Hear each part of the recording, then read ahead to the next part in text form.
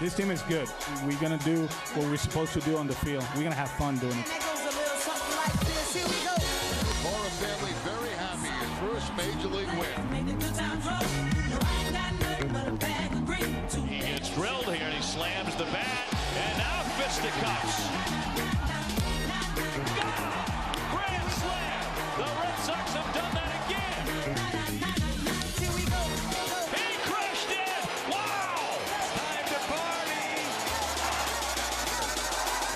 Don't that feel real funky, y'all? Mookie Betts has hit for the cycle. Brock Holt launches one. Watch this baby go. How about that? An MVP kind of year by JD. 2018, the winningest season in the club's 118-year history. Little history piece right in front of your eyes.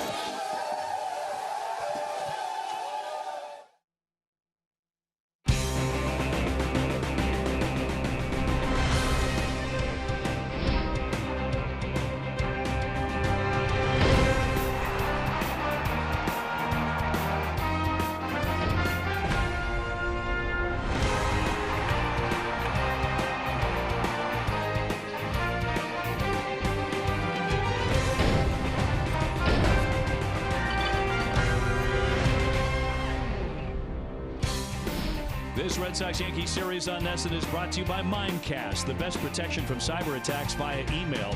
Mimecast, making email safer for business. And this afternoon, it's game number 162 as the regular season comes to an end.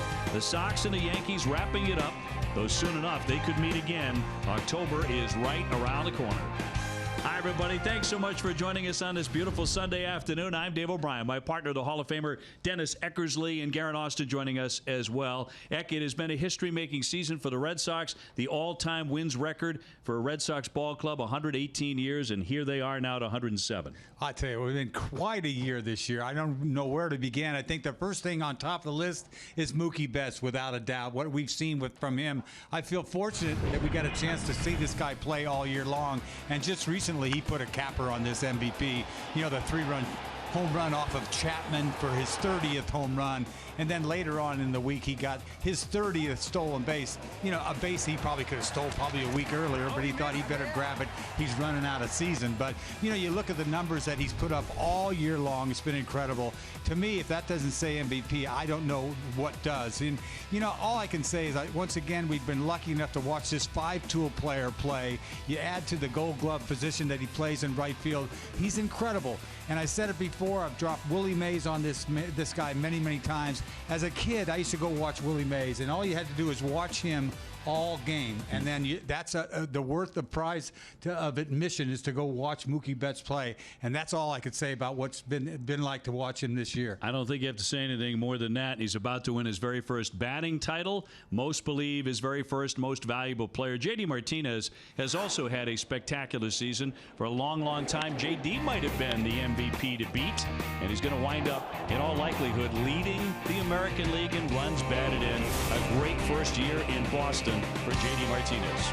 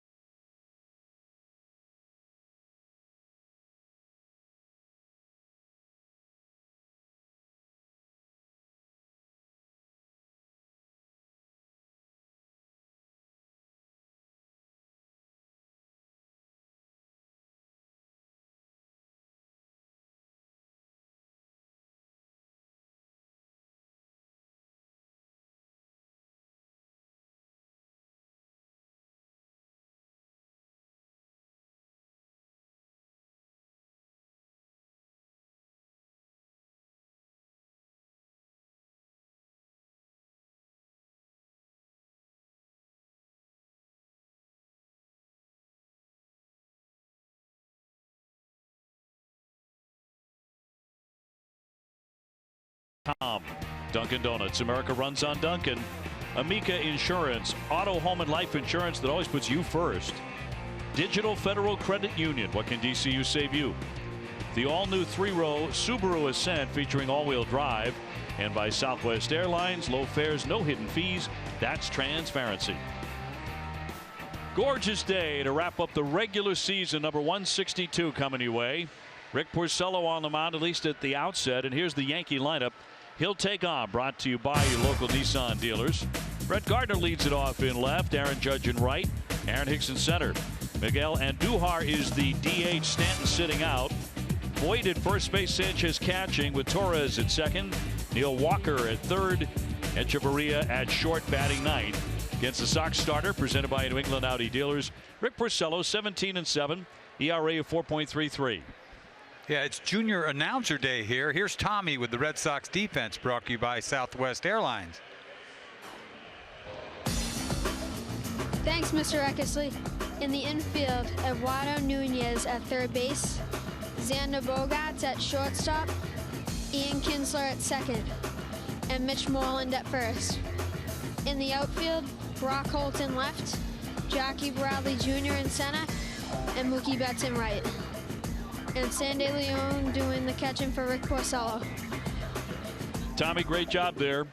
And we're set for the first pitch from Rick Porcello. Is going to go a couple innings. And taking on Brett Gardner, hitting .238. And underway with ball one.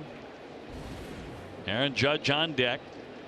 And on the line today for the Red Sox. The Sox have lost 3 in a row.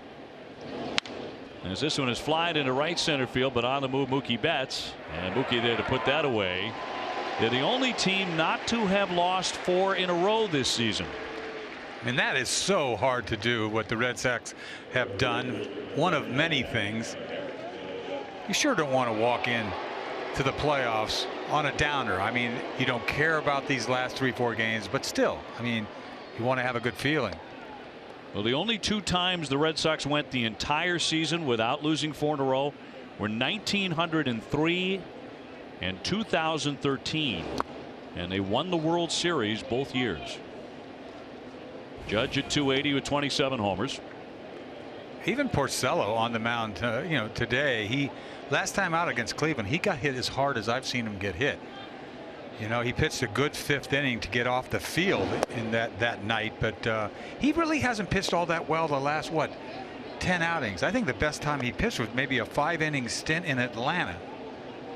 Well, he has not gone 6 innings since the 20th of August. That's not going to happen today. It's just going to be a couple of innings. Eduardo Rodriguez is going to get right back in there.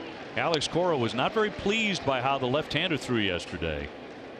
He's going to get him right back out there. Oh, the big home run he gave up to Torres into the bullpen.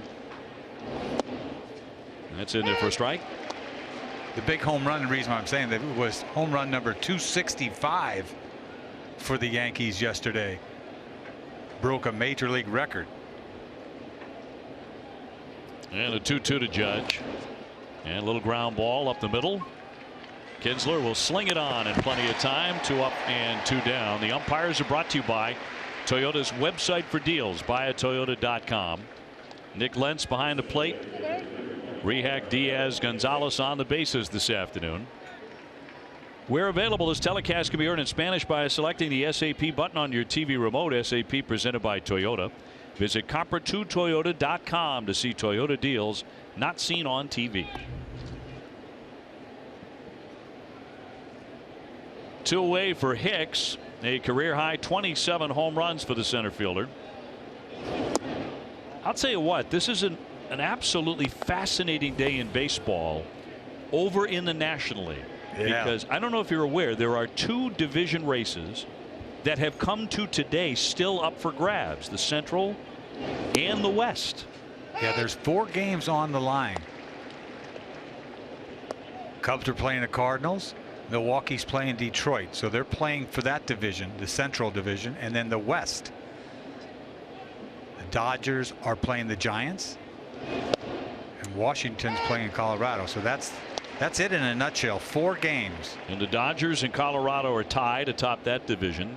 It could be a mess tomorrow. Yeah. It could. In a great way. Yes, I like that An stuff. absolutely great way. Got nothing to do with us. You could have game 163. Then you've got to play a wild card. There's a high, deep drive down the right field line, but he hooked it just a bit. And foul off the bat of Hicks. So there's a look at the NL West. Dead heat. 90 and 71 identical records for Colorado and LA. Wondering if Scherzer is pitching against the Rockies today for Washington. That was unknown. Now the Brewers and the Cubs end the season tied. They play Monday at Wrigley Field to decide the division. The loser would then host the wild card game on Tuesday. And then whoever that is, if they win that game, they got to move on for the division series. Crazy. Boy, you got to have that.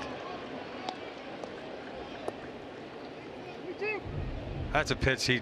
That's his famous pitch, a little two-seamer that comes back. That's a strike all day. Looked like a really good pitch. He was starting off the mound. 3-2 now to Hicks. And a ground ball for Moreland. He'll flip it onto the pitcher. Porcello gets there, and a good start for Rick today. He gets him 1-2-3.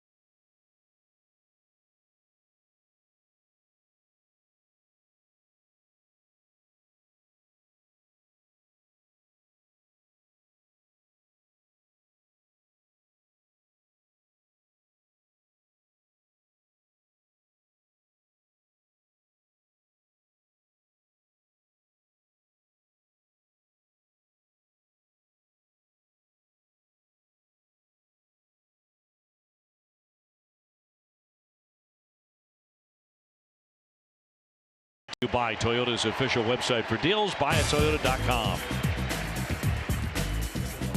Thanks, Mr. O'Brien. Leading off for the Red Sox, the right fielder, Mookie Betts.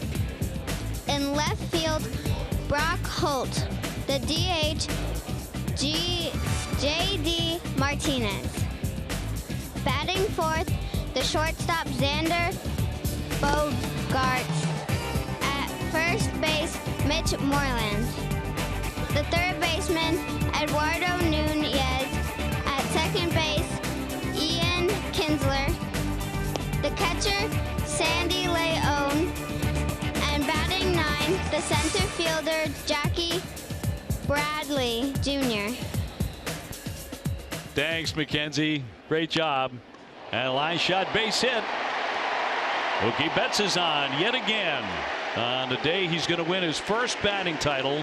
He's actually going to win the major league batting crown today. Yeah, let's take a look at the Yankee defense today. They're ninth in the American League of Defense. Around the infield, Neil Walker at third today. Hechavarria at short. Gleyber Torres at second. Luke Voigt at first. Around the outfield, left to right. Brett Brett Gardner in left, Aaron Hicks in center, Aaron Judge in right. Behind the plate, Gary Sanchez catching Luis Cessa. And Brock Holt to climb in, and he did it again yesterday. Another home run for Brock, a career high tying 7th. He hit it in the 9th inning. 4 home runs his last 13 games. Boy, as hot as he's ever been with long ball, isn't it? You know, and maybe overall too, 10-game hitting streak and just loaded with extra base hits. And he drills that one toward the alley. That gets onto the grass. Judge will bobble it. Mookie Betts is going to pounce. Here he comes, and he is in to score. One little mistake, and Mookie scores for the 129th time on a shot by Brock Holt. I tell you what, Brock gets a pitch to hit. He does not miss it. He hits this ball on a line. You see a changeup, 3-fingered changeup middle, and he's all over it. Doesn't get fooled at all. Hits the ball in the gap. Aaron Judge goes a ways for it. As soon as he bobbles it like that, you know Mookie's off to the races. One little mistake out there, and medium deep right center field, and Mookie scores. Air on Judge, but heads up there by Mookie. So a single, no RBI for Brock Holt. The error on Judge. And Brock Holt continues to hit it right on the button. Here's JD Martinez at 329. 42 home runs. He's driven in 127. No two ways about it. A tremendous first year in Boston. And leading the majors in total bases at 353. 13 more than any other hitter. And he goes the other way for a base hit. That's 3 consecutive singles. Brock Holt to be held at third as Judge gets it into home plate. And the Red Sox have come out swinging here in game 162. Yeah, the Red Sox are putting on a clinic these first 3 at bats. I love the way that Mookie hit the ball the other way on with the slider. And this is a 2-seamer coming back down and in here to JD Martinez. And that's his stroke. That is a beautiful stroke. That is a 330 stroke with pop. He gets the ball in the air, hits the ball out of the ballpark. First and third, nobody out. Xander Bogaerts, 101 runs batted in, wrapping up his finest season. Drove in 101 on Friday with a bases loaded walk. First and third, nobody out against Cessa. In there for a strike. They came out focused today, the Red Sox. They know they've never lost 4 in a row. And they don't plan on losing today. And they need some momentum going into this playoffs. A long ways away, 5 days away. You get the feeling Red Sox have to kind of recapture that edge. Yes, I believe that. And when you wrap it up as early as they did, and you've been sailing along with such a big lead, it's natural to pull back a little bit. But I think Alex Cora is very mindful. And when you listen to some of his comments after yesterday's defeat, I mean, he wanted that edge back. Yeah, pretty blunt about Erod not getting. He's got to get better, he said. Popped up, playable. Voit coming in. He's got that for out number 1. Time now to see what's brewing in Boston, presented by Sam Adams. Regardless of today's outcome, the Red Sox will finish with the 5th highest winning percentage in team history. It'll be the team's highest winning percentage since 1946, when the Red Sox won 104 and a winning percentage of .675. 1 out for Mitch Moreland. 244, 15 home runs for Mitch. And trying to pick up his 68th RBI. He's got Brock Holt standing at third. Good signs for Moreland here. In the last couple of games, he's reached base 8 times in the last 4 games, hitting almost .290 in that span. Got on base twice yesterday.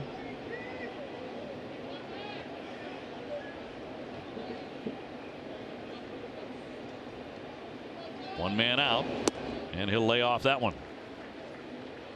Well, it's nice to get him going because he was scuffling there for a while, and he'll probably share time with Steve Pearce to begin with, I think, when there's a left-handed pitcher. But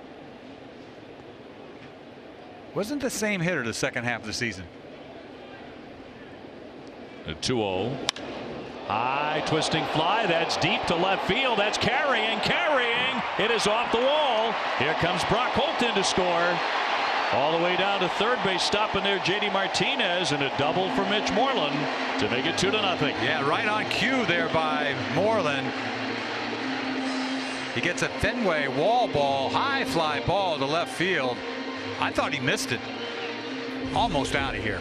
Look at, there's that split finger, wherever, his 3-finger changeup right down the middle again, and he gets the big part of the bat on it.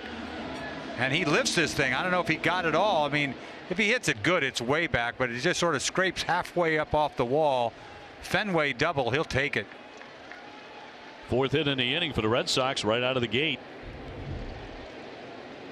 Eduardo Nunez now, he's at third today, hitting .262 with 10 home runs. Little number here, charging on it, Voit, who's at first. He throws close. It gets away. Another run is coming in to score, although Eduardo is down. He is down beyond first base. He's already had so much injury trouble with the knee and the hamstring, and now he's down again. Everybody's down on this play. You see Facet down, Nunez down. Nunez didn't do anything wrong. Sessa was trying to make the play, and that ball was not. It was thrown behind him. It just messed up the timing. Not an easy play. Look at this thing. See, he reaches behind him, catches it, and doesn't tag the bag. Goes for the tag of him, and Nunez is all fouled up. Hit the bag and off balance. I think he should be okay. It didn't look that bad. But his ankle twist. Oh, the ankle. Looked like that right ankle, didn't it? His right ankle got on top of Sessa's ankle and the bag at the same time. I don't know who got the worst of it. I think you never know with ankles. We've seen it. We saw Erod earlier this year. That's not good. Well, it's been such a battle for this guy just to get back in the lineup here at the tail end of the season. Yeah. They both got to the bag the exact same time. That play had ugly written all over it as soon as it was as it was chopped. David Robertson is up. Eduardo is also up and trying to walk this off, but very gimpy. That'll be an error, by the way, on the pitcher, on Sessa. Another run came in 3-0 as JD came powering home. But we'll see if Eduardo can continue. If he would have led him, Voit had led Sessa with the throw, there would probably have not been a problem. That's what messed everything up to begin with. And because the pitcher caught it, now the error's on him because he couldn't find the bag, and he didn't. Yeah, and he dropped the ball. And he dropped the ball, so that's why he got the error.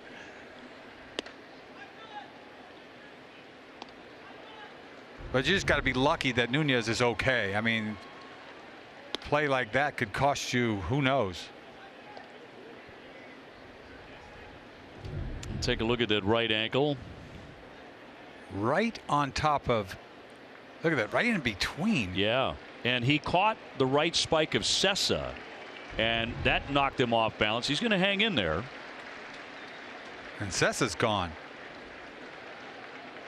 So Sessa coming out and Robertson coming on. So an earlier than anticipated pitching change here as Sessa gets one out and also gets knocked off the mound after the play at first base. So we will take a break. Robertson out of the bullpen for the Yankees. Quick strike for the Red Sox, leading 3-0 here in the bottom of the first inning.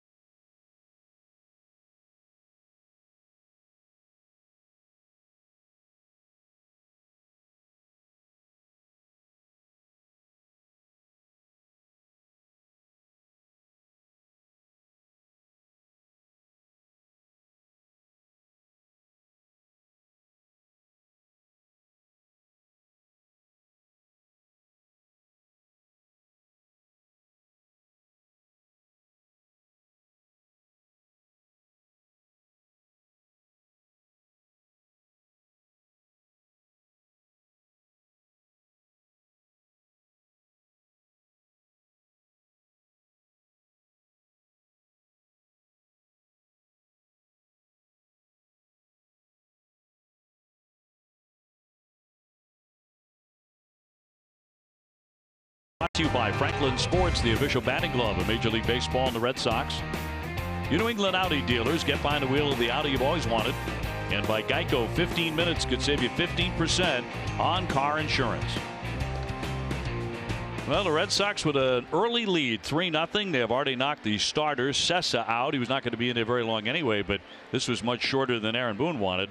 Just a third of an inning. Let's toss it down to Guerin. Thanks, OB. Well, it was a little bit of a surprise on Friday night when we did not see pitching coach Dana Levangie, and I was talking to him, and he said that he has not missed a game since his daughter was born, and that was a long time ago. Well, it turns out Levangie came to the ballpark on Friday, and Chris Sale and Rick Porcello were waiting for him. They pulled him aside and said, "It's your son's senior year. He's playing in a big football game tonight.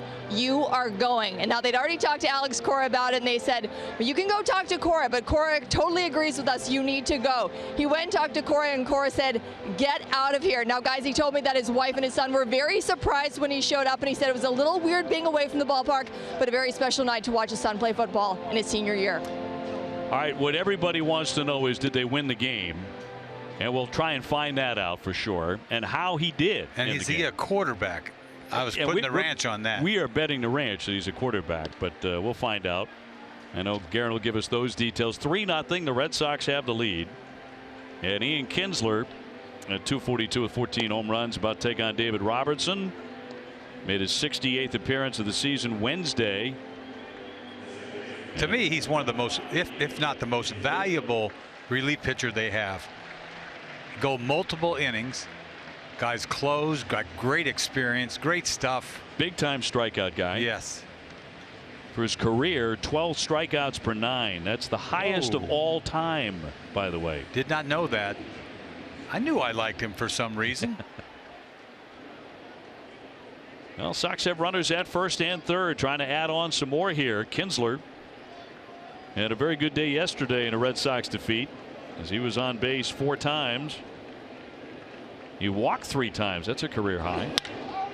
He'll roll that one to deep short. Echeverria into second for the out there, on to first, safe, and another run is in. Mitch Moreland scores.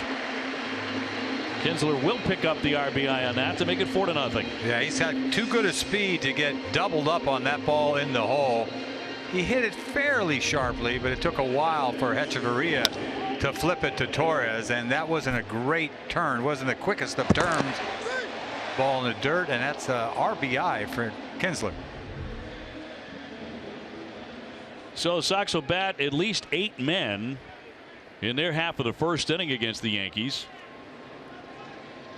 who are headed back to New York to take on the Oakland A's in the wild card game on Wednesday.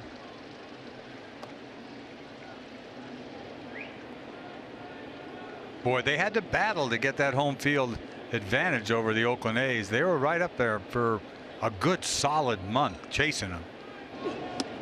Waving a miss by Sandy. Oakland is in Anaheim today, so they've got a long flight staring at them, and Aaron Boone and the Yankees will head back home to New York. Boone said he was going to start Happ. Doesn't mean how long he's going to go with them. I don't know, but that's who's going to start, so he said. Well, you and I anticipated that because it's set up perfectly as far as his rest days when he started game 1 of this series. Yeah, that's no surprise. He's all ready to go. It's just who's going to follow him? Probably Severino. He skipped it up there, 2-2. Jackie Bradley on deck. But plans change hitter to hitter in a wild card game. Boy, they sure do. It's edge of your seat for 9 innings. So you wanted to be a big league manager of the Yankees, huh? Yeah. I'd rather be up here. 2-2 to Leon. He struck him out to retire the side, but the Red Sox with an excellent start. They get 4.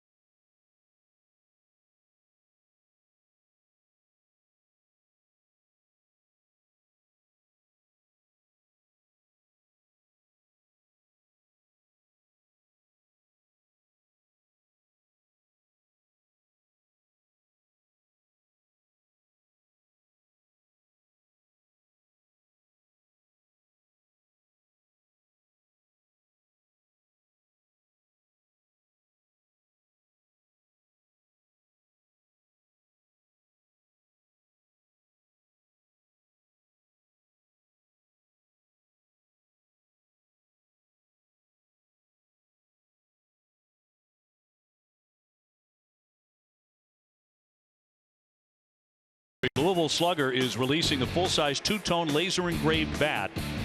It's a historic collectible, only $129.95 plus shipping, and limited to only 5,000 individually numbered bats. To order yours, go to 866-280-BATS or BigTimeBats.com. And that is the proper pronunciation, as Nunez is in at third, of Louisville. Louisville. Exactly. I did it. It takes a little practice, but you nailed it right away. Louisville. Yeah, it's easy for me. Yeah. Louisville. You like that. I do. It's perfect. Get it wrong, they'll let you know they're in Louisville, because it's not Louisville.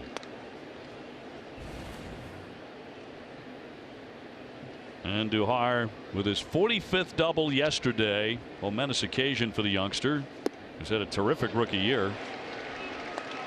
Yeah, home run. Excuse me, double number 45 for Andahar. What a year this kid has gotten. And I'll tell you, is he going to get the rookie of the year or not? I'll tell you what, I have changed my mind. Back and forth with Ohtani and him. I'm going with him. He went ahead of Joe DiMaggio with that double. Talk about historic. Yeah, Joe D had 44 in 1936 as a rookie. I mean, where would they be without this kid? This kid has been steady. Him and Torres. Yes. Well, they've won 100 games, so those two have played a huge role, especially given all the time that Judge missed. Right. And Sanchez as well. And that's why I say the rookie of the year. Ohtani missed a ton of time, and I know he pitched, and it's unique and all that, but I've looked at that differently now. At one point, I was all for Ohtani. I'm with you. And Duhar should be the man. He's driven in 92. How about this booth, by the way? Secretary John Kerry in that booth. Not to mention the great Mike Barnacle right in front of the secretary. That's a heavyweight booth. And then Sam Kennedy. Don't forget about him in there. And Sam Kennedy, the president. The president. Is there he is. On hand. There he is. 3-2. Hard chopper. Nice backhand by Moreland. Has to feed Porcello. He's there. One away. Catch a special encore presentation of Charlie Moore Outdoors. Charlie heads to the Berkshires in Western Mass to do some fishing with one of his friends. Catch this special encore presentation of Charlie Moore Outdoors tonight at 8 on Nesson. I'll tell you what, Mitch Moreland can play some first base. We've gotten so used to it. Some of the plays that he makes you just take for granted, but he can play some D. He is seriously smooth over there. You know, you talk about the fall off offensively, you can almost look back on it, and he's swinging a better bat right now, and that's a very good thing for the Red Sox heading into postseason, but you can almost draw it right back to when he made that sliding catch and injured his knee over by the camera well. That's true. From that point on, and he's never one to talk about injuries. He's the last guy in the world who will ever mention that or use it as an excuse.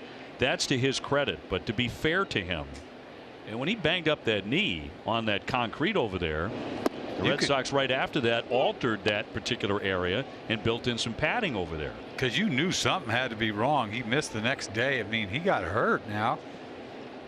Tried to play through it for a while, kind of limped through it. 2-1. And that had so much to do with Moreland last year when he fell off. You know, he had the bad leg. He didn't say anything, though. This guy's a tough dude. No question. 2-2 on the way. I think it is one thing that defines this Red Sox team, a toughness about them. You think about how well they played in the bitter cold weather. Both teams had to play in it in those days in early and right into May, and yet the Red Sox powered their way through it, and they won game after game in those conditions. That'll be in there for strike 3. Porcello gets his first K. Yeah, a little front door cutter, slider, whatever. Voit, he's a pair of shoes. Look at that. Backing off. Perfect pitch there by Porcello. Love that pitch. Every time a Red Sox pitcher strikes out a Yankee, Lexus donates $50 to the Greater Boston Food Bank. Gary Sanchez now hitting a $186, but with 18 home runs. Red Sox in front 4-0 on the last day of the regular season.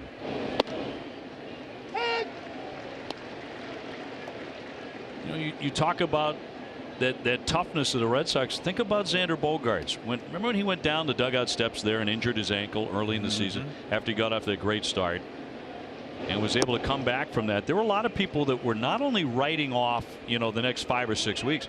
Some were writing off his entire season at that point. Well, it scares you. I mean, it just scares you. And he came back and did not skip a beat because he was so hot, right?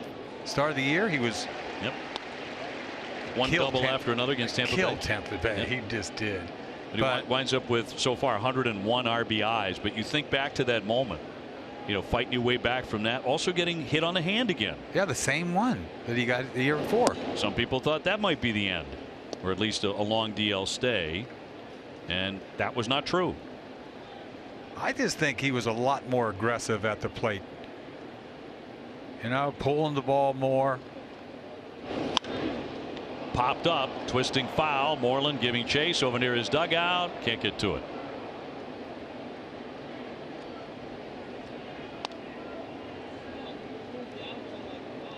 I mean, there's so many good shortstops in this league. Lindor in particular. You see the kind of, we've seen him and we raved about him. Oh, he's dazzling. Oh yeah, but I think Bogaerts has done it quietly in his own way. He has. Lindor is a flashy shortstop. Yeah, he is. And he's brilliant. Xander is very, very steady out there. He's only made 10 errors. A couple recently that were just not like him. 3-2 on Sanchez. Sox up 4-0. Trying to snap a 3-game skid here at the very end of the regular season. And trying to avoid a sweep at the hands of the Yankees.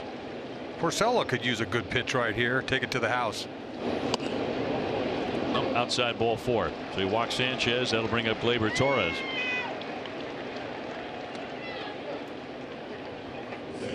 Torres with home run number 24 yesterday. He is surprised. You talk about surprising power. Torres he just flicked that ball into the bullpen, and he knows it's the big home run too. See, watch him sign on number 265. That's a lot of bombs. That's the record.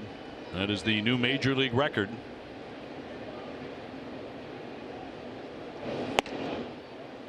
Yankees said, yep, we were talking about it all the way back to spring training, trying to do something like that, something special. They realized they had that kind of an offense once they got Giancarlo Stanton. Stanton, by the way, was in the original lineup. He was a late scratch today at DH.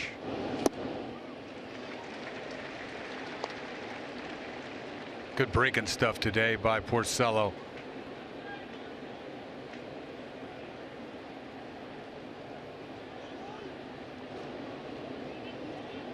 And a 1-1 to Torres. Another good breaking ball. Yeah, the sweeping curve ball. He's had a good slider.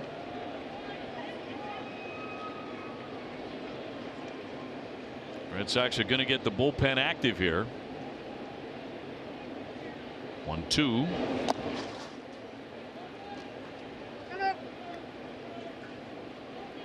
It's going to be Robbie Scott getting active. But it's going to be a while until Porcello throws again. What do you think? Game 3? I'm assuming game 3, which is a long ways away. Another good breaking ball. He's had a dandy. It's been dancing for him. He strikes out 2 in the inning.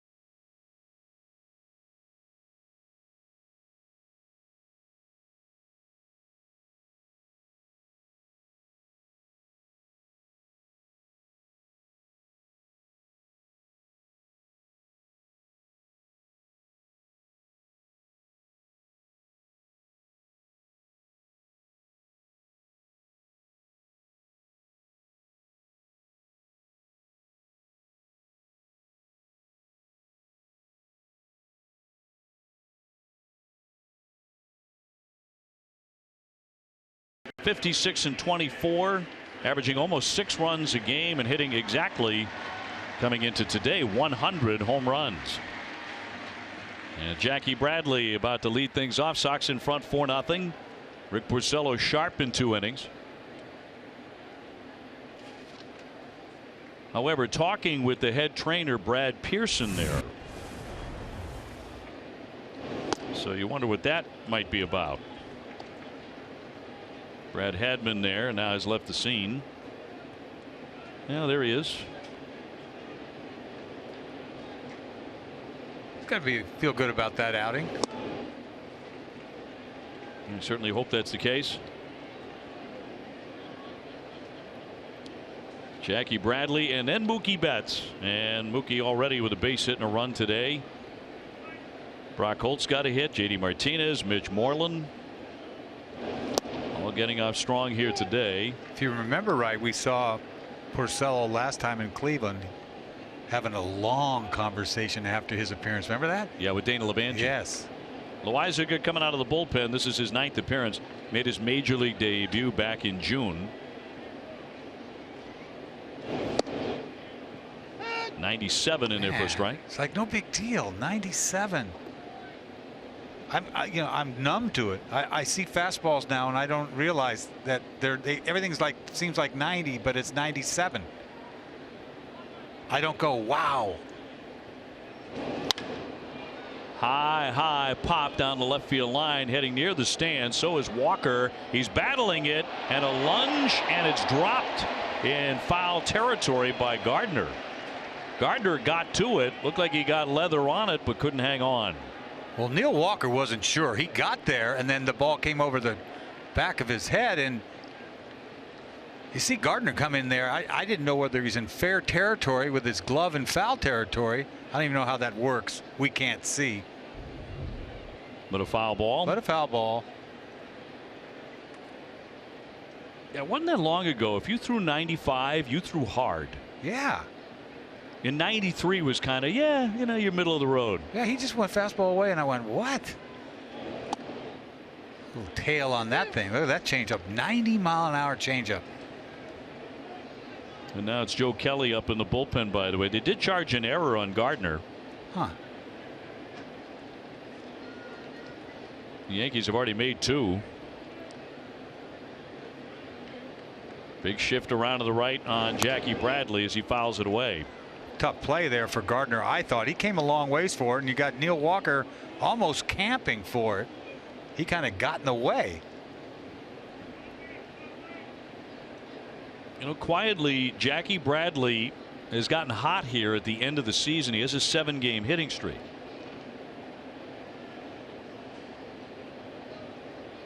And a game-tying RBI yesterday, and he's going to knock that one to the alley. Cut off by Judge, but another base hit. He takes the wide turn, but that is 8 in a row for JBJ. Well, he gets a fastball in his eyes. 98 miles an hour. You got to be kidding me. This ball is letter high. Cross seamer. If that's 98, I don't know. And he gets on it. He is on it. Ahead of it. Here's today's #1 player, brought to you by Harbor One Bank. Ranked the #1 bank in Massachusetts by Forbes. Entering today, Mookie Betts, #1 in Major League Baseball with a .346 batting average. JD Martinez second in the majors at .329. Yelich could actually win a Triple Crown. How about the year that he's having? That kid is something. They stole him from Miami. Milwaukee did. They gave them like what, 4 or 5 prospects. Yep. What a year that kid's had. He's tied for first in the National League in home runs with Matt Carpenter. He's 2 RBIs behind Baez of the Cubs in runs batted in. He could win the Triple Crown today. He has been on fire.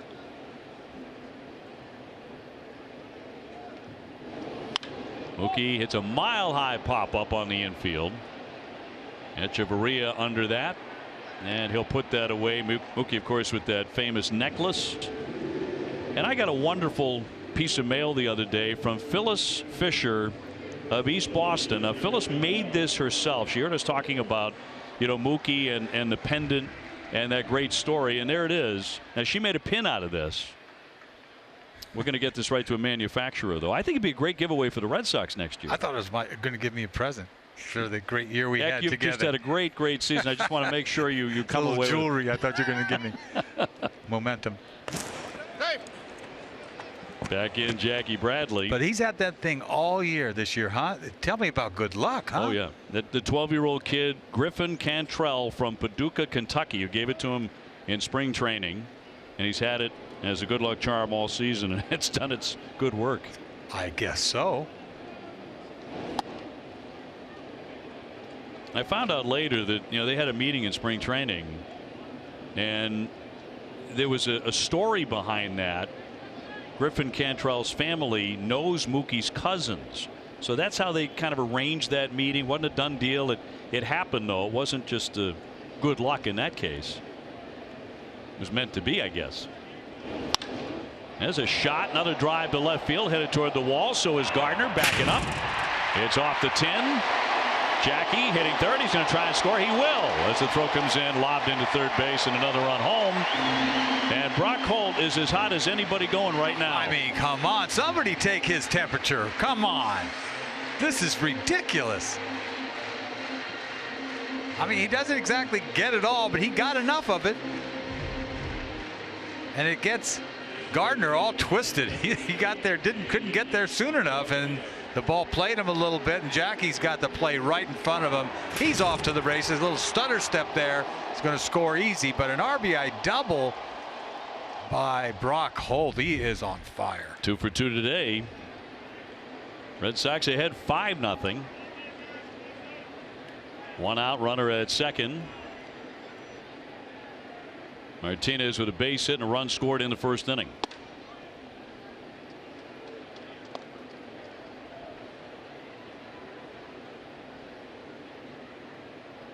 Colorado has jumped out in front of Washington 2-0 there in the second inning. Yeah, that isn't Scherzer. Scherzer didn't pitch for Washington today. And the Dodgers lead 2-0 over the Giants in the second. Everybody is starting today right around the same time. Right. On this final day of the regular season. But look of course, at St. Louis has got Chicago Cubs down 2-0 early. Milwaukee's up 2-0 over Detroit. If that stays the same, they're tied. I know they'll take the division, Milwaukee, and Chicago Cubs will be a wild card. Lot of time left here. Our key matchup presented by Sullivan Tire and Complete Auto Service. We're always here to get you there. JD Martinez against the Yankees in 19 games, hitting .329. He's driven in 17. Sox need to win the game today to win the season series against New York. They look like they want to make sure of that. Yeah, they do. And the 1-1 foul tipped into the mitt. Well, that's a tough pitch down and in there, or at least moving sideways. After that 97, he's got an 89 to go with it with movement. But I think everybody is locked in, trying to get their last at bats, serious at bats, because simulated games don't cut it. 1 out, 1-2. And down he goes. He struck him out. So 2 away in the Red Sox second. Yeah, on Sunday, November 18th, the world's fastest field sport returns to Boston for the Fenway Hurling Classic. Tickets for this special hurling tournament are on sale now. Visit redsox.com/hurling for tickets and more info. Xander Bogaerts 0 for 1. He's popped up.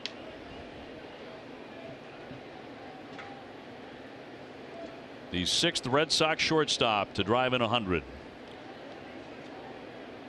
Nomar Garciaparra did it 4 times.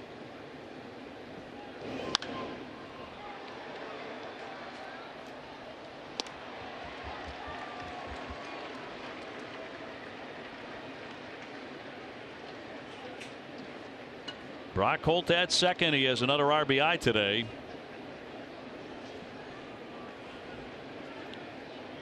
A couple of left-hand hitters who are really cooking right now for the Red Sox are Brock Holt and Jackie Bradley.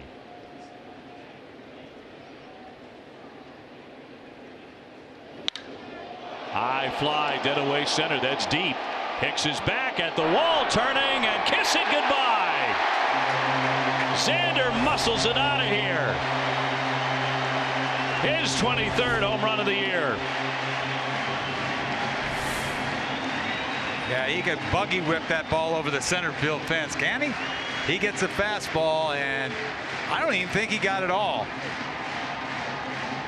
103 RBIs. That's a great sign, though. Look at this cross seamer, inner half, and he gets the head on it. Kind of lifts it a little bit. Just gets out of here. Red Sox in front, 7-0.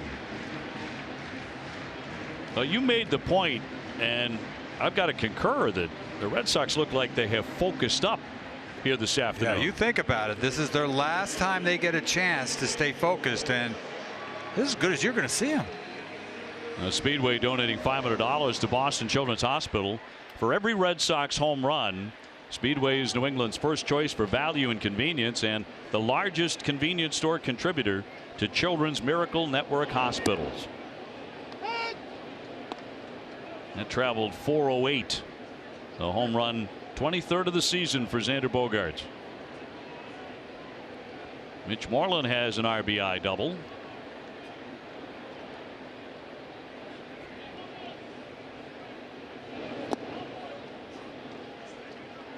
Loizaga, the third Yankee pitcher to work already today. Luis Sessa lasted only a third of an inning. Red Sox jumped all over him, but he also appeared to injure himself on a play at first base. It was an awkward play, and Nunez was banged up for a moment, but he hung in there.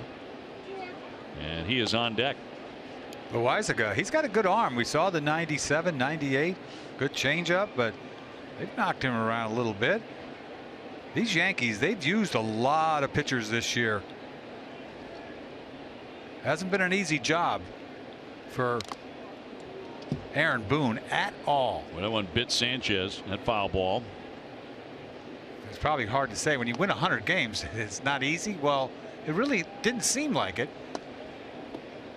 I mean, a lot of things went right for them. They played with a lot of, Aaron Judge and the guy behind the plate. They missed him for a while, and pitching staff was just up in the air here and there. Meanwhile, 100 wins. And they got a battle to get to the next ALDS.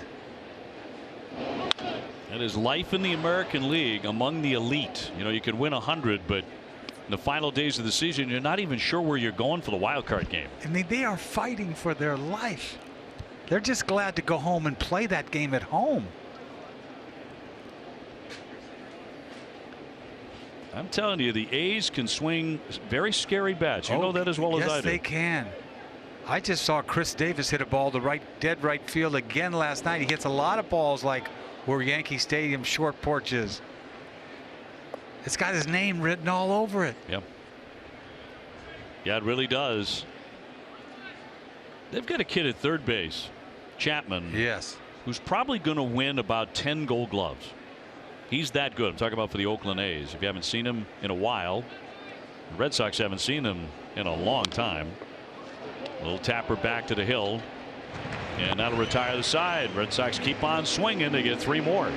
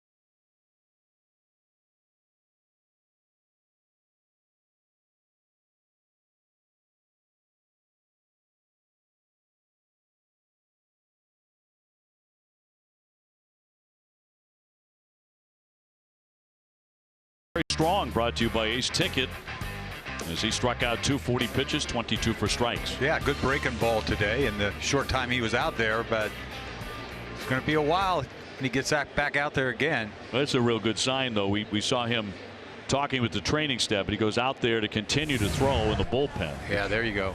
Would not have been the case if something was amiss. Zhu-Wei Lin will take over in right field, so Mookie Betts coming out. A little standing O for Mookie Betts. How about that, huh? At least there should be. What a year. What a year. What a year indeed. Huh? And what a pleasure to watch. Totally, I agree. And Kelly into the game. Some of the fans chanting MVP. We've been hearing that for about 5 months. Deservedly. Yes. 73rd appearance for Joe. Red Sox ahead 7-0 in the third inning. And that one tagged toward right. That'll drop down for a base hit.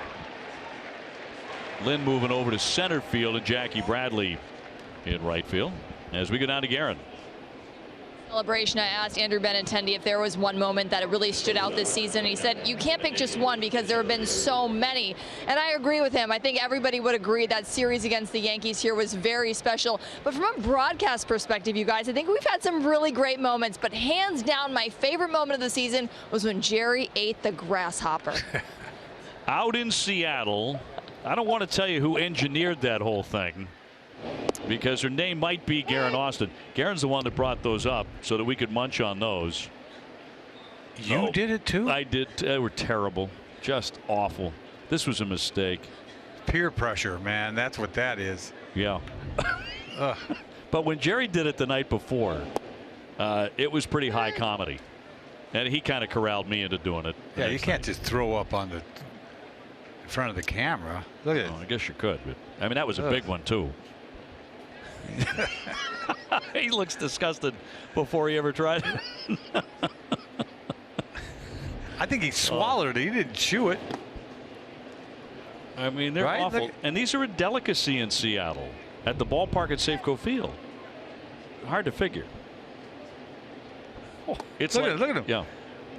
Oh, and you think he's acting. He wasn't acting there. He almost lost it. Go right to the water. It was terrible. I'd never eat one of those. There's no way. It was Guerin's idea. Yeah. Yep. She was kind enough to go purchase those for us and bring them up to the booth, and gently hit foul off the bat of Echeverria with a runner on at first base. That ball was following Echeverria. That ball was hot too. Obiek, you can't go to Seattle and not try the grasshoppers. Everybody was eating them. We had to give them a try. They do. Everyone. They are a hot seller. You're right. I mean, people gobble them up out there. We'll never understand why, but they're popular. Nor do I. As that'll just miss outside. 3-2. The things you do for TV. Brett Gardner on deck. 7-0 Red Sox here in the third.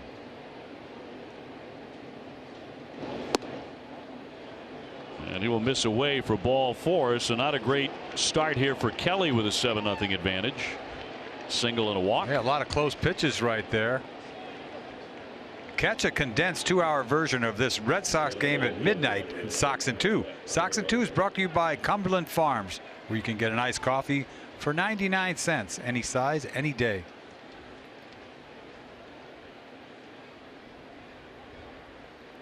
Well, the Dodgers are putting it on the Giants, very much like the Red Sox are doing to the Yankees here so far today. 7-0 LA in the third inning,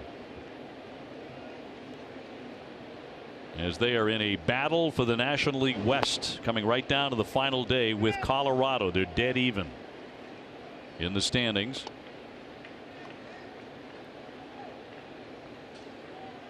Milwaukee leading Detroit 2-0. They're in the third. But as Eck mentioned, the Cardinals are up 2-0 second inning against the Cubs. So if those scores hold up, Milwaukee will win the National League Central. And the Cardinals want to give it to the Cubs. Are you kidding me? You know it. Oh, yeah. hated rival. Hated. You got to play in that rivalry, and Tony La Russa managed in it for a long time.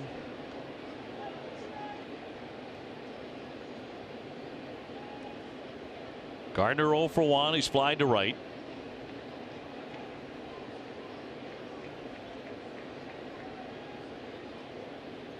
Gardner hitting just .237 for the season, and that comes inside at about 99. You know, hitters are so casual about this. This ball is running in, up and in. Take your elbow off, you don't watch it.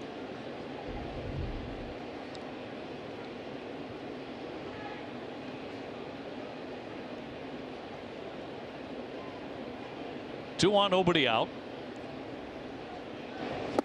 And a big wave and a miss. That disappeared. Good change. And he drops that change on you. You know Joe's got a great changeup.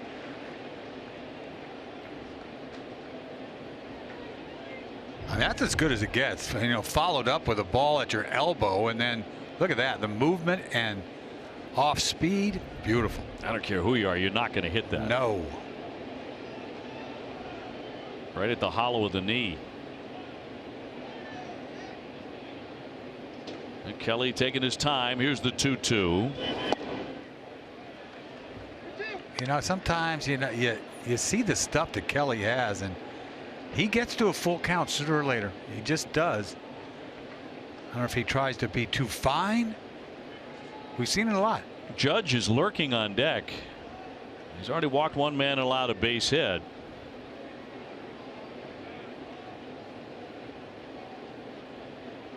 And very deliberate with a couple of base runners. Here's the 3-2 again. Went with a breaking ball and swatted foul.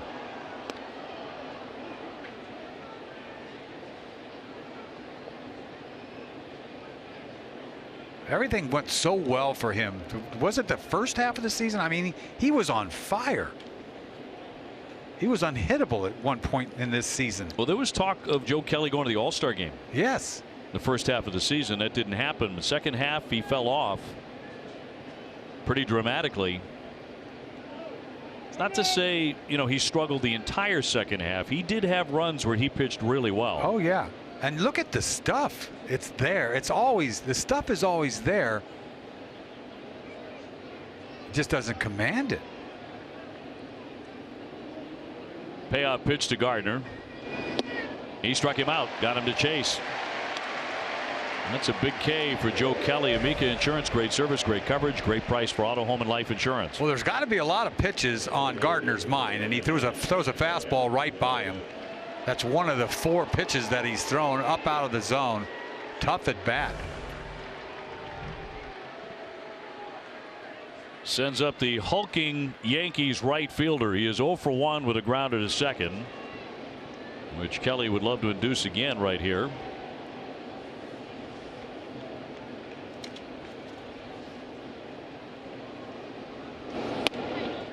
Starts him with some high heat, which was called ball 1. That could have been a strike. Oh, yeah. Nick Lentz, the young home plate umpire today. Come on, Nick, open it up a little bit. It's game 162. Come on.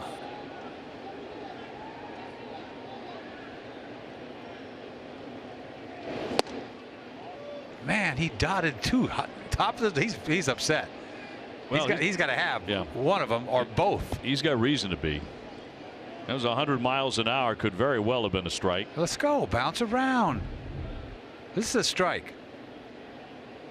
I mean, that is gas paint yardage.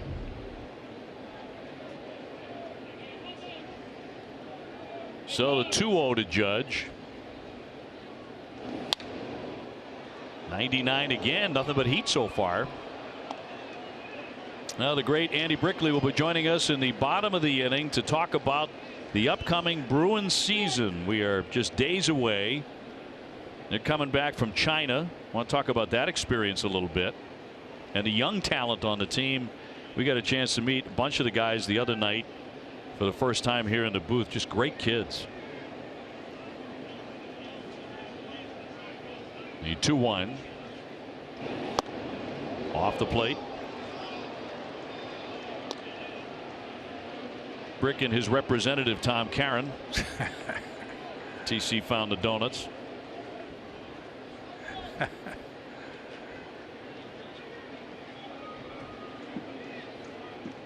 Hockey season just about upon us here in Boston. Go get him with 100. Foul tip. Change up. 3-1 cambio. I've never done that in my life. Look at that. That is a nasty changeup. It's it's up, but he's looking dead cheese. That might be the first time you've ever uttered that sentence. I've never done that in my life. I don't know. A little exaggeration. Here's the step up by Kelly. 3-1. I mean, everybody in the house is looking for hair, and he's got it. Somebody told me you sprung that on who? Tony La Russa for the first time. Salad. Yeah, he had no idea what I was talking about. No idea what you were talking about. He looked at you because you said, "I don't have it. I don't have anything salad today." Yeah. And he's like, "Oh, okay." Yeah. And he wanted to be cool, like, so he didn't want to say, "I don't know what you're talking about." So he just said, "Oh, sure, yeah, okay, yeah, there you go." Meanwhile, you don't know what I'm talking about. What am I supposed to do with that as your manager? Hit the shower with your salad. Yep, that's what he's gonna say. And Tom Warner told me that story because Tony told him, and one of your first up the middle, up with it, Kinzer. He will tap the bag for the out on the first and turn 2. Double play to get out of the inning. Well, earlier this month, the Bruins took part in the 2018 NHL China Games, playing 2 preseason games with the Calgary Flames. Here's part 2 of Sights and Sounds from that special trip.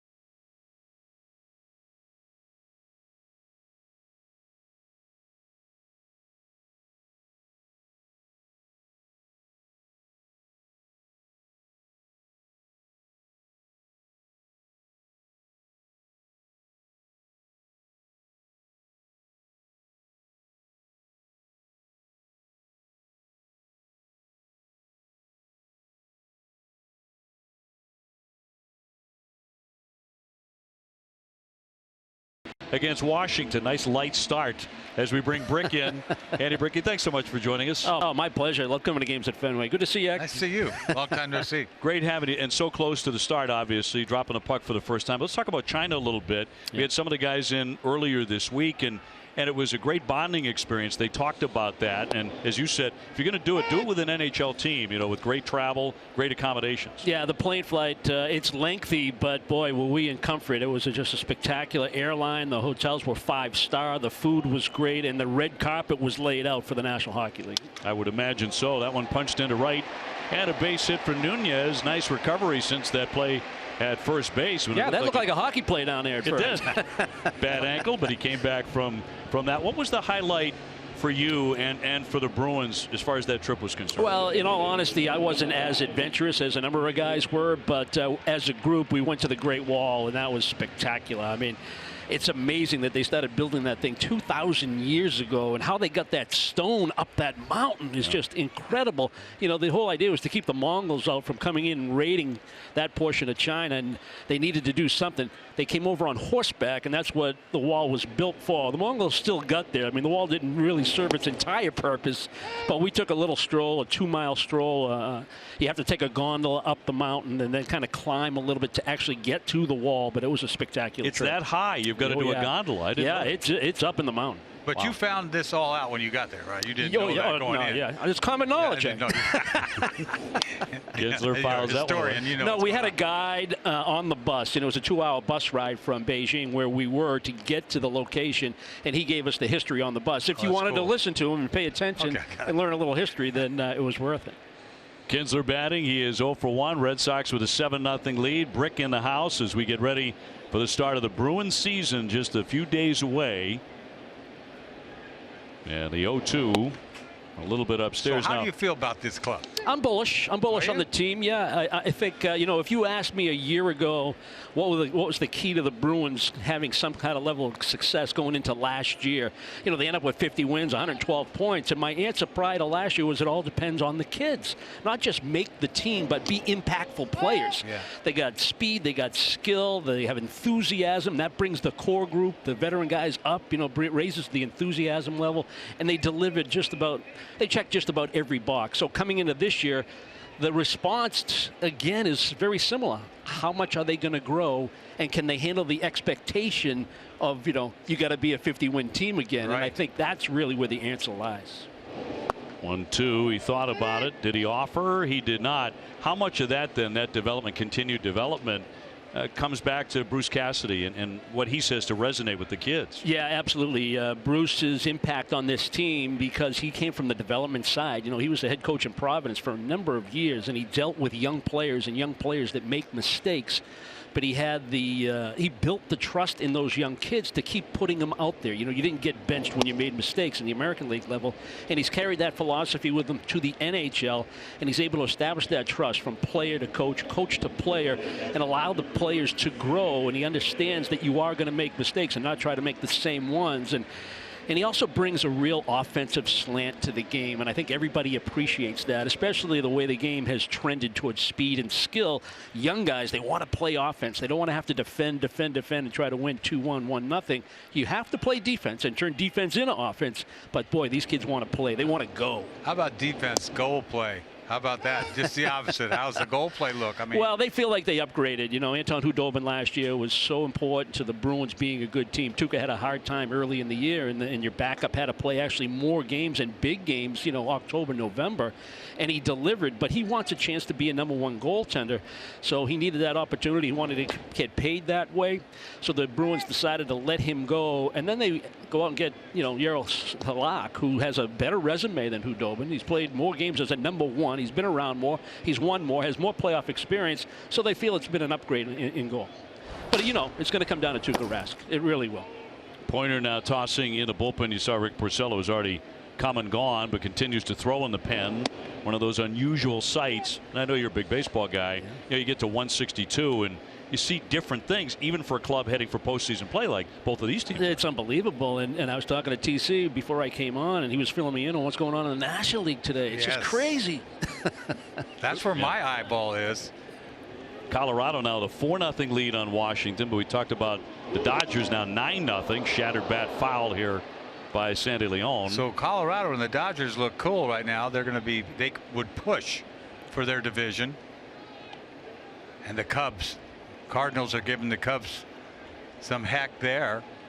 Do you get this right now, this time of the year in particular, from everybody you know and everybody you don't know, everyone who's a Bruins fan? You know, how good are we going to be? How deep are we going to go?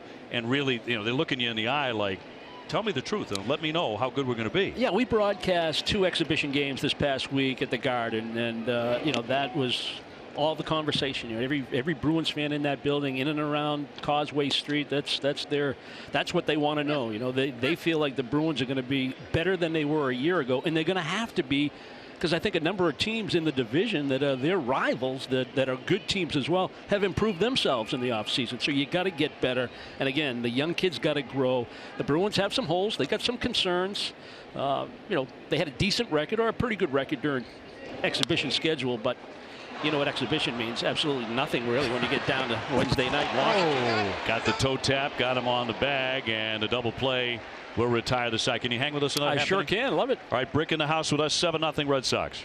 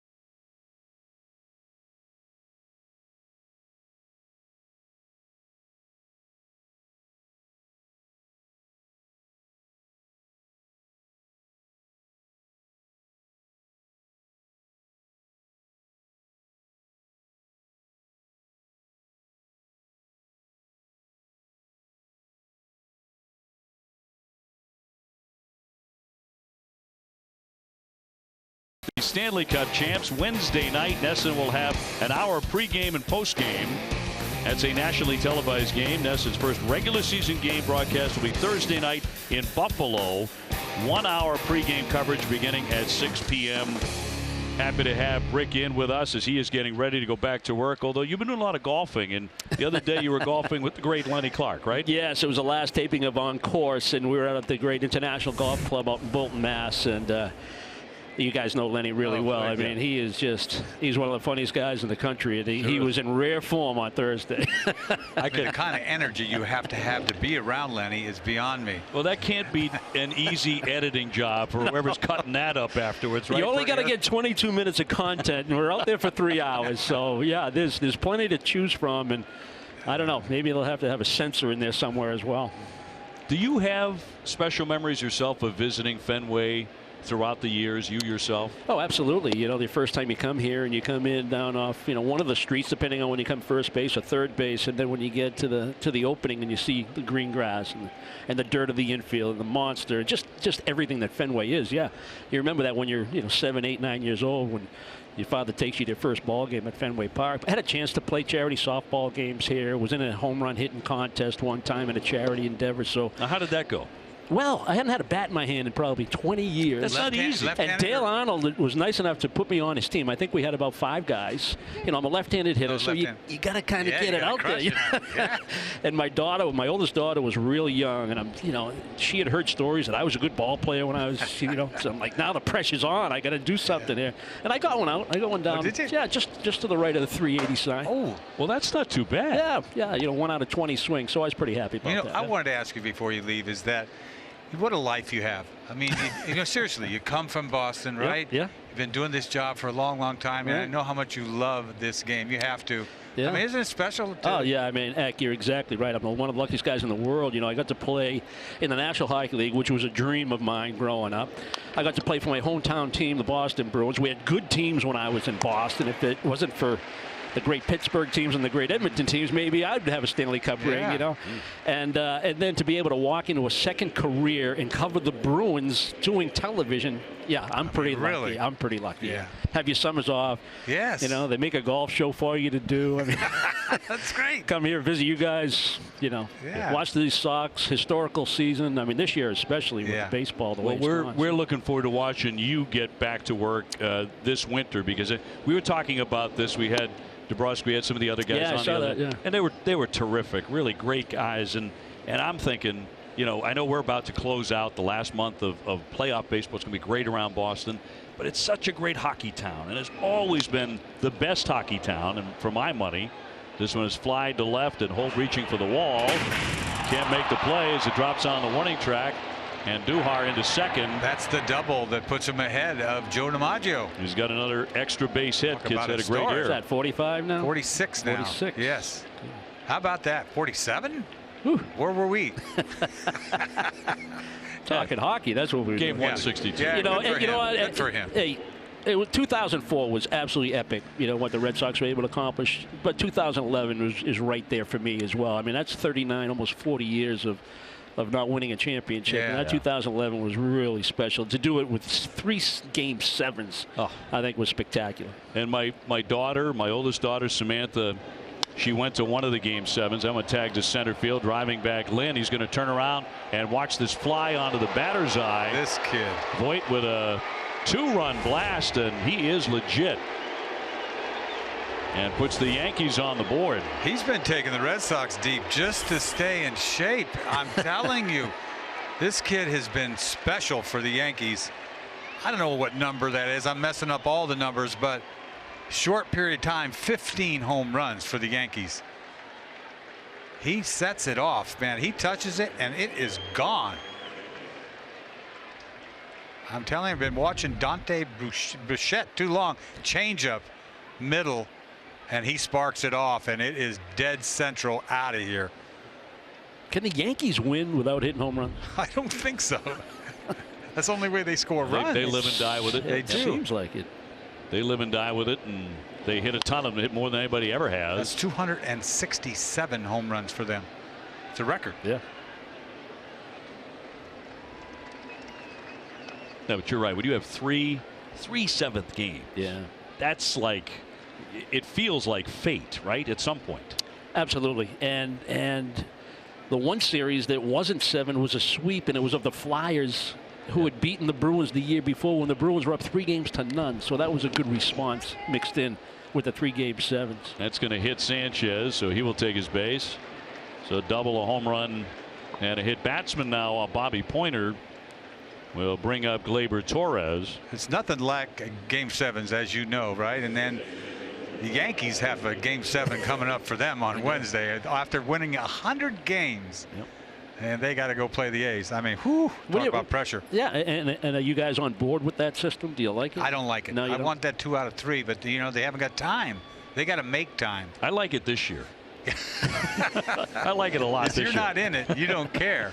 Yeah, I think so. What do you feel about it? I mean, could that work in other sports as well? I'm not sure it's actually working in baseball, but everyone does get incredibly into it. Those 9 innings are on the seat of your pants. Yeah, I'm not a fan of it, and I really don't have a great reason why, other than, you know, you could be a far superior team, but that one team has an ace. Oh, yeah. Yep. And it's over.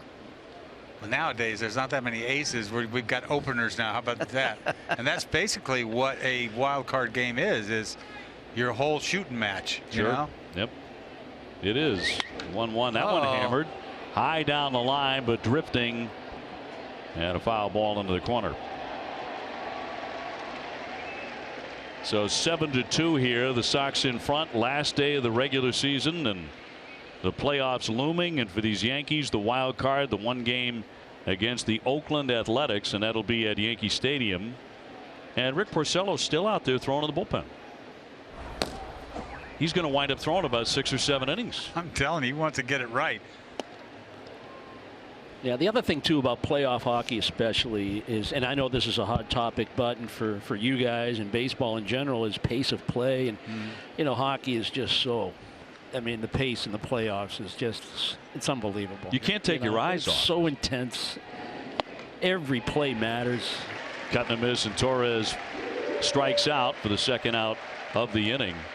I was talking about one of my daughters got hooked on the Bruins, got hooked on hockey by going to a triple overtime Bruins playoff game. She said it was unlike anything she had ever experienced. Sure. Watching sports before, she's been hooked on it ever since. It can happen that quickly. Yeah, and even regular season games. I know people that have gone to games for the first time in person, and they're immediately hooked. You know, you could watch a number of games on TV, and I think we do a spectacular job of giving you what you need on a broadcast. We have a great broadcast team, but to see the sport in person, it's a different animal altogether. Yeah, you got to be there live, I think, you know. And like you said about the playoffs, there's nothing like it. I'm telling you, every sport has something, but nothing like hockey. Boy, we've been peppered 3 times already. I don't know, you sitting here, I'm not going to be looking, and it's going to come up here. Brick's right in the middle. He'll take care of everything. Yeah.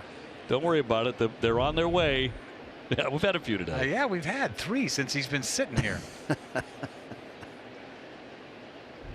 But you almost can't. You hold your breath when the next score is the game. Yeah, and things can turn in a hurry. You know, you can score 3 goals in a matter of a minute, minute and a half. You know, just on momentum swings and the pendulum that can swing in your favor. And the emotion and the passion of the players and the physical play that, you know, gets amped up in the playoffs, and it's so fun to watch. And you got to win 4. You know, you got to win 4, and that is really tough to do. Yeah. Cut on a miss, strike 3. Brick, really enjoyed the visit. Thanks so much. Yeah, thanks for having me. Good luck on the season to come. Thanks. Brick, thank you, man. Looking forward to watching you and Jack very much as the season is looming for the Bruins.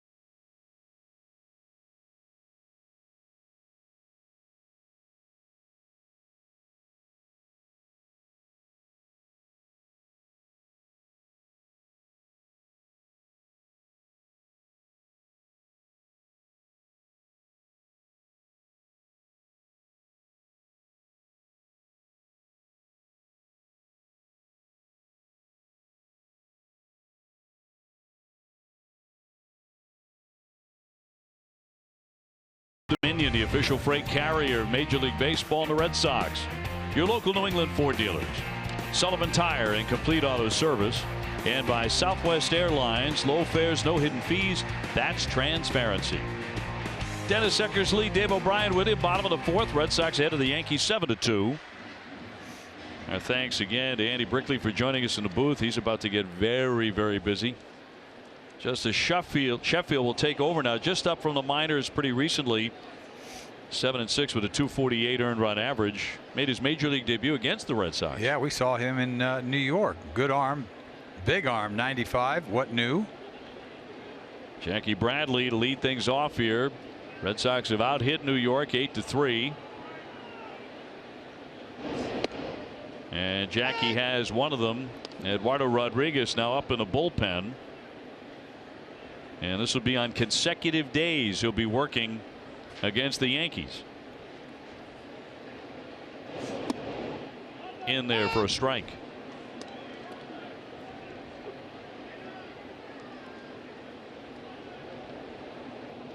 Zue Lin on deck. Mookie Betts started, went 1 for 2. Mookie Betts is going to win the batting crown for the first time in his career. In a spectacular season. Hopefully first of many. He's also leading the American League in runs scored, now by 2. He is #1 in slugging percentage, #1 in extra base hits, #1 in home batting average, #1 in nighttime batting average. That's all Mookie Betts. And he's going to win another Gold Glove. Hammer to the second baseman, Torres. And one away in the 4th inning. Time now for our high-strength steel play, brought to you by New England Chevy dealers and the Chevy Silverado. Boy, we've seen this, haven't we? And you'll see it during the offseason. This is his MVP reel is what it is. And you see his 30th stolen base. You saw his 30th home run. It's sort of a capper on his season. For me, though, the most electrifying moment for him this season was the grand slam. Right. Against 13 pitch. 13 pitch. That was huge. Early in the game, was it at the 4th or 5th inning? It wasn't late, but it won the game. Still, it just seemed like felt like it won the ball game. I'm not saying in terms of importance. Right. Being an electrifying moment, coming here at Fenway. I tell you what, I was excited. We got a little bit. It was time to party. Yes. 2-0. But then, the cycle, when he hit for the cycle the last time up, we were in Toronto, wasn't it? Yep. Giles was the pitcher. And he fouled one straight back the pitch before, a fastball. Then he threw him a hanger and he crushed it. And they lost that game, but everybody was in the dugout like, you'd think they'd won because they were so happy for him. Well, you check him off now, Mookie, the 13 pitch at bat to hit a grand slam. That was against Jay Happ, by the way. Yes. So keep that in your back pocket. 30-30. And a swing and a miss here by Lynn. You think, as far as stolen bases are concerned with Mookie, he can get more if he wanted to. If he wanted to go out and steal 50 bags, he probably could, but it probably wouldn't be smart team-wise. And even he said afterwards, after finally nailing down that 30th stolen base, he said, look, I don't know how important it is. Right. But it's a nice accomplishment. It is a feather in your cap because only 2 Red Sox have ever done it. Yeah, so I mean that's played to it because the importance to me is keeping him healthy. I don't want him stealing bags. Yeah, getting hurt on a play at second base. The 3-2. Yeah, drills him.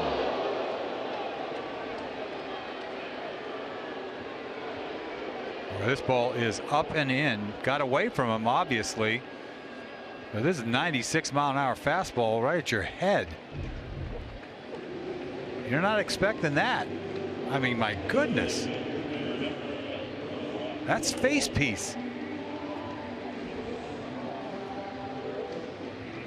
So a hit batsman.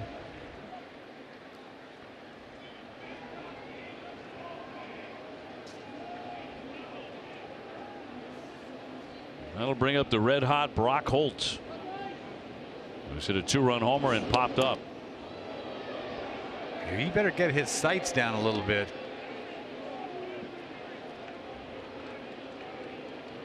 Watch Brock Holt in the background when Zue Lin gets hit. Yay! I think everybody does the same thing. Oh yeah.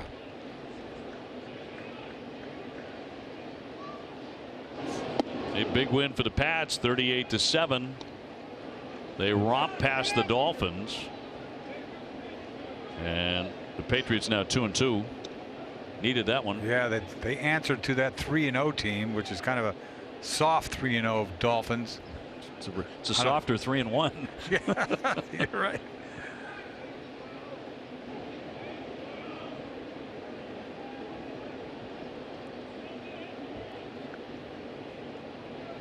One out and one aboard. And 3-0 on Holt.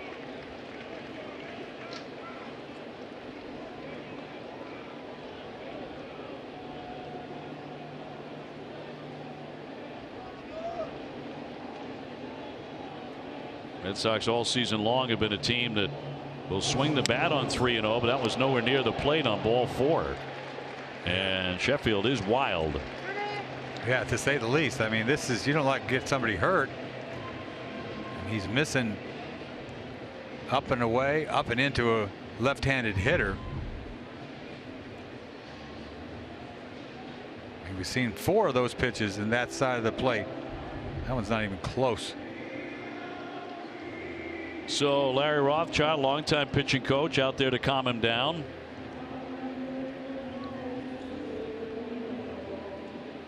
Red Sox Foundation is raffling off 4 Green Monster tickets for the American League Division Series for 1 lucky winner. Go to redsox.com/win to purchase your tickets today. Terms and conditions apply.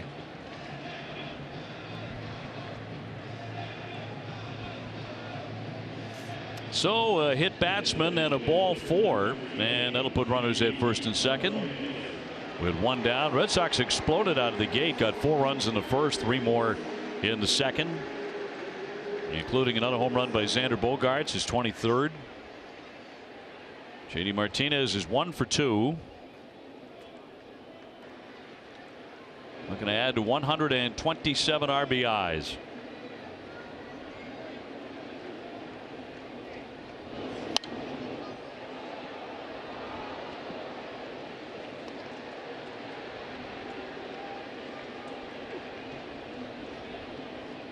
Boy, the Dodgers are beating up on San Francisco, 12-0 in the 4th inning.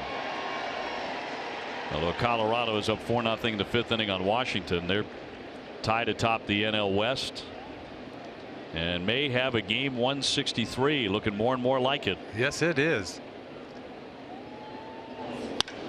That one socked toward the deepest part of the ballpark, sailing back, and it is gone.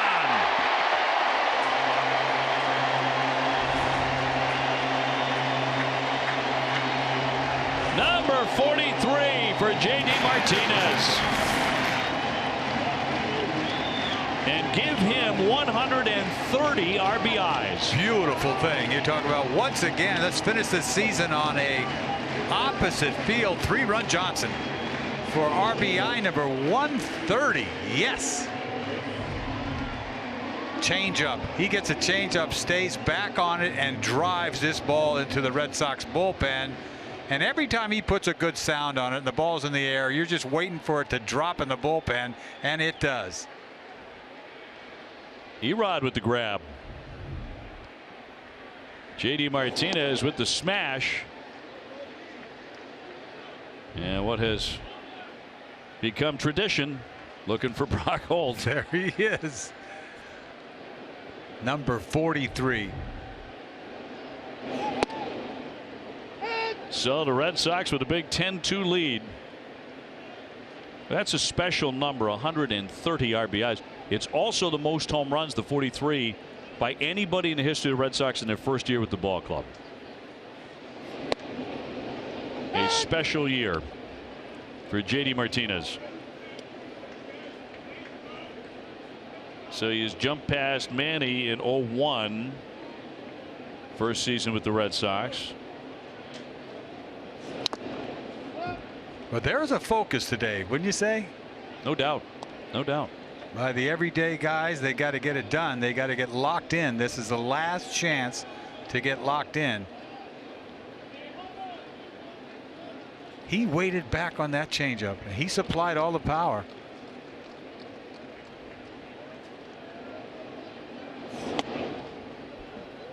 I think you've got to say that in many respects, JD Martinez exceeded expectations. I agree. I was thinking probably 40-45 home runs, maybe somewhere around 110 RBIs. He blew past that. You know, number 1 in the majors in total bases, but then all the other stuff that they rave about, his presence in the clubhouse, being a go-to guy, his knowledge of pitchers. Yeah, that's the stuff we didn't really know all about, that stuff. Right, roped and down the line, fair ball by Bogaerts. All the way to the corner. He's got himself another extra base hit, his second one today. And he has gone 2 for 3. Bogaerts, right, a little one-handed ball down the line. We're going to go back to this. walk-off grand slam in July against the Toronto Blue Jays. This doesn't happen every day. He knew it was gone. It didn't go out by much, but I'll tell you what. And a really fine ovation for Xander Bogaerts. A refreshing finish brought to you by Coors Light. So he's out of the ball game. Blake Swihart is in to run for him at second. Red Sox pounding away, 10 runs, 10 hits. Sends up Mitch Moreland, who's doubled in a run today, 1 for 2.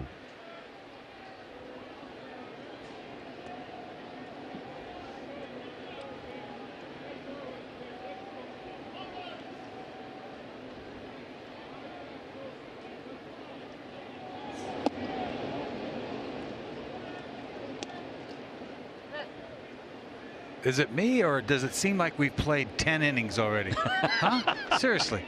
Huh? No, it's not. It's not like, you. I feel like we've been here for days. We've had some guests. You know, we're having a gay old time here, and we'll probably invite a few more people in. It's okay. The 1-0 is going to be in there for a strike. No, you know. I mean, look how the runs are coming. Game 162 should be one of those that flies by, but the Red Sox, as you said, are emphatic today. They are serious Swing today. the bats. They don't play this 4-in-a-row loss stuff. Red Sox, the only team in the majors not to have lost 4 times in a row this season, and they've only done that 2 other times in their history, and each time they won the World Series. Going after 108.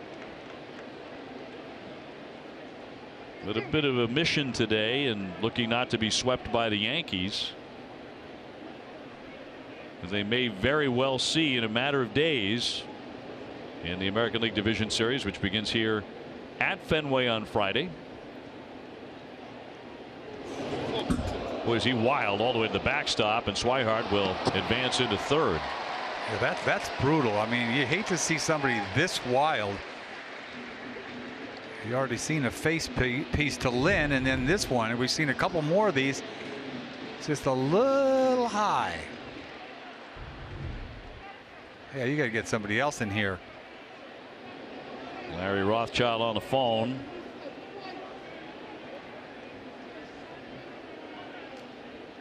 So Swihart at third with 1 away. 3 more runs in for the Sox. They've been pouring it on. Broken back grounder foul.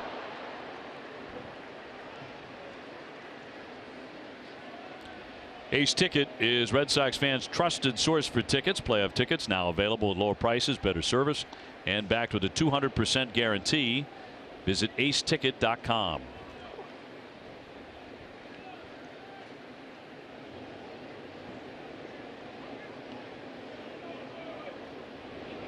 Tarpley active in the bullpen now for New York. He's pitched pretty good for them since he got called up. If he comes in, it'll be the 5th pitcher used today by Boone.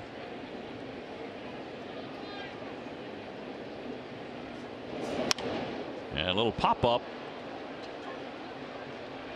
And backing up for it, Walker to put that away. So that'll be out number 2. Tuesday, October 9th is a star boxing main event for the ages. Danny Gonzalez goes toe-to-toe with Johnny Hitman Hernandez for the ABO Intercontinental title. Don't miss NESN Star Boxing Tuesday, October 9th at 8. Brought to you by buyatoyota.com, Toyota's website for deals.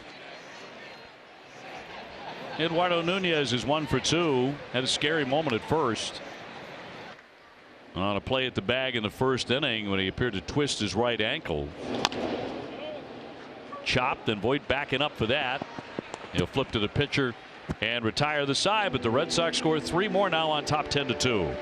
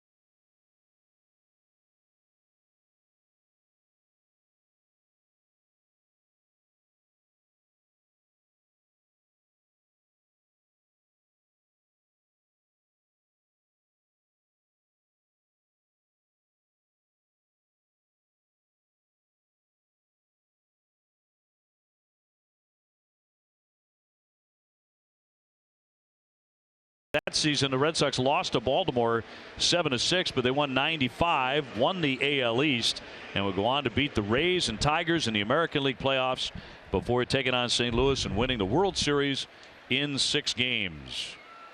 Rick Porcello's day is done long after he left the mound. I guess so. He went 2 innings and then pitched about another 4 out there, I think. That was yesterday. But he pitched well while he was in the game. Looked very sharp. See, he's been working on a lot of stuff.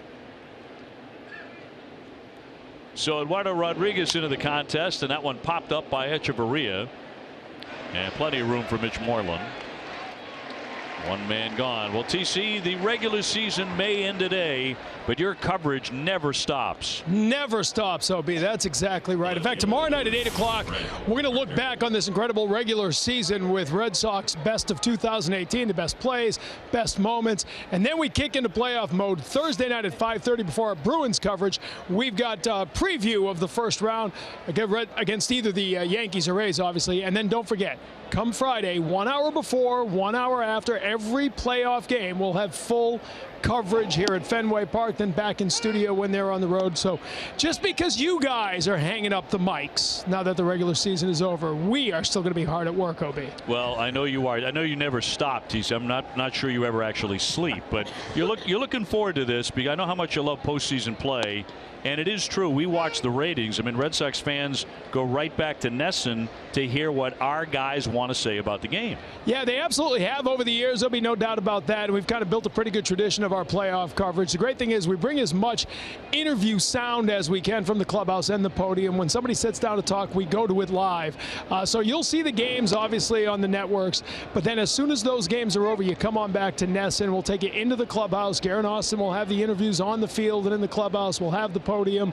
At some point, Dennis Eckersley will come back and slum with us if they go beyond the first round when he's done with his national coverage. So, we're gearing up. I'm planning on bringing you guys pizza, you know. Only in extra innings. Only in extra innings, but, you know, that's probably likely to come. Is there a chance if somebody hits a home run where you're standing right now in the monster seats that you can make that play while you're holding a microphone and throw it back like the guy did yesterday? Throw it back. Don't throw it back. I could reach second base and then I wouldn't lift my arm for about 2 weeks at this point if I tried to do that. That was great though, wasn't it? Yeah. I would pay any amount of money to see you catch a home run ball. Here's a look yesterday. I love the reaction. You got to give Stanton the credit for being in the moment and sort of smiling and tipping his cap at the guy. You gotta be kidding me. Yeah, it didn't even hurt him, you know. Oh, that's not even a glancing blow. Yeah. That Gardner strikes out. All right, TC, we're looking forward to the coverage very much, and hopefully you're going to be working deep into the month of October covering baseball and following this Red Sox team. Yeah, thanks, guys. Hopefully right up to a duck boat parade, and we can have a camera on the duck boat with the two of you as we celebrate through. But a long way to go, as you guys know. Before that, it all begins Friday. Yes, sir. Starting on Friday. TC. Thanks to TC and Aaron Judge. 279 with 27 home runs. He is 0 for 2 today. Red Sox with a big 10-2 lead.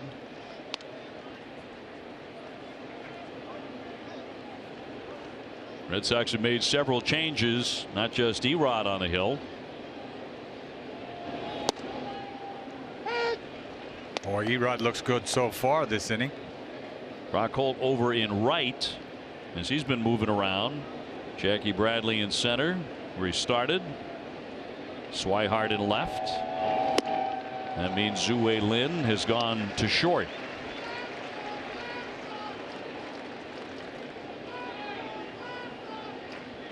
This is where he's going to be counted on, I believe, Erod in the playoffs.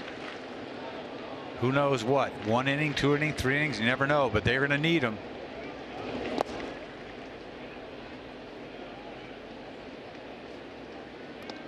That's why Alex Cora coming out yesterday saying that Erod has to be better, which kind of glaring. You don't see him say that, hear him say that. No, he kind of put it on the line. Yeah, he wants him to focus. As a very valuable guy, as a left-hander who could throw 95 miles an hour coming out of that bullpen. I mean, he is very valuable to this club, even if he doesn't start. He's gone to 3-2 here on Judge in the 5th inning. Red Sox with an 8-run lead, and he struck him out. He was very sharp there. 2 Ks gets him 1, 2, 3.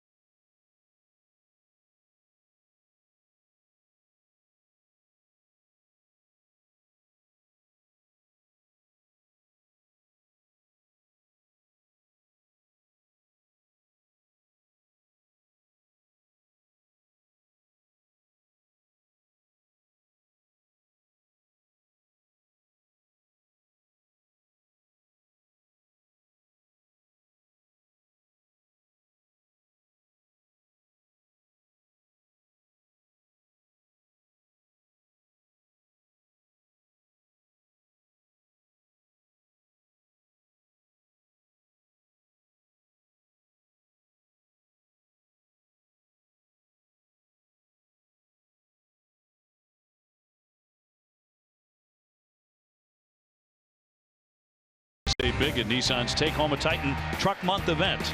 William Ravis Real Estate, the official real estate company of the Boston Red Sox. Kenyon, the official grill of the Red Sox. And by Lexus and the Lexus Strikes Out Hunger program. John Kerry and John Henry in the house here this afternoon in game number 162. And the Red Sox have a big 10-2 lead at the midway point. And Ian Kinsler lead things off here against the left-hander. Tarpley with a 3.68 ERA becomes the 5th pitcher to be used today by the Yankees.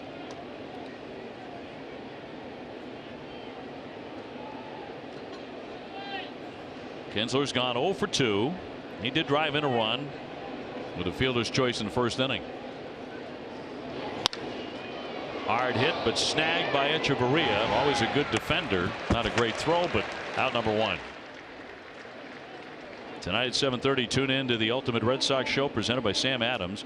Get the highlights and complete recap of the final week of the regular season. That's tonight at 7:30 right here on NESN.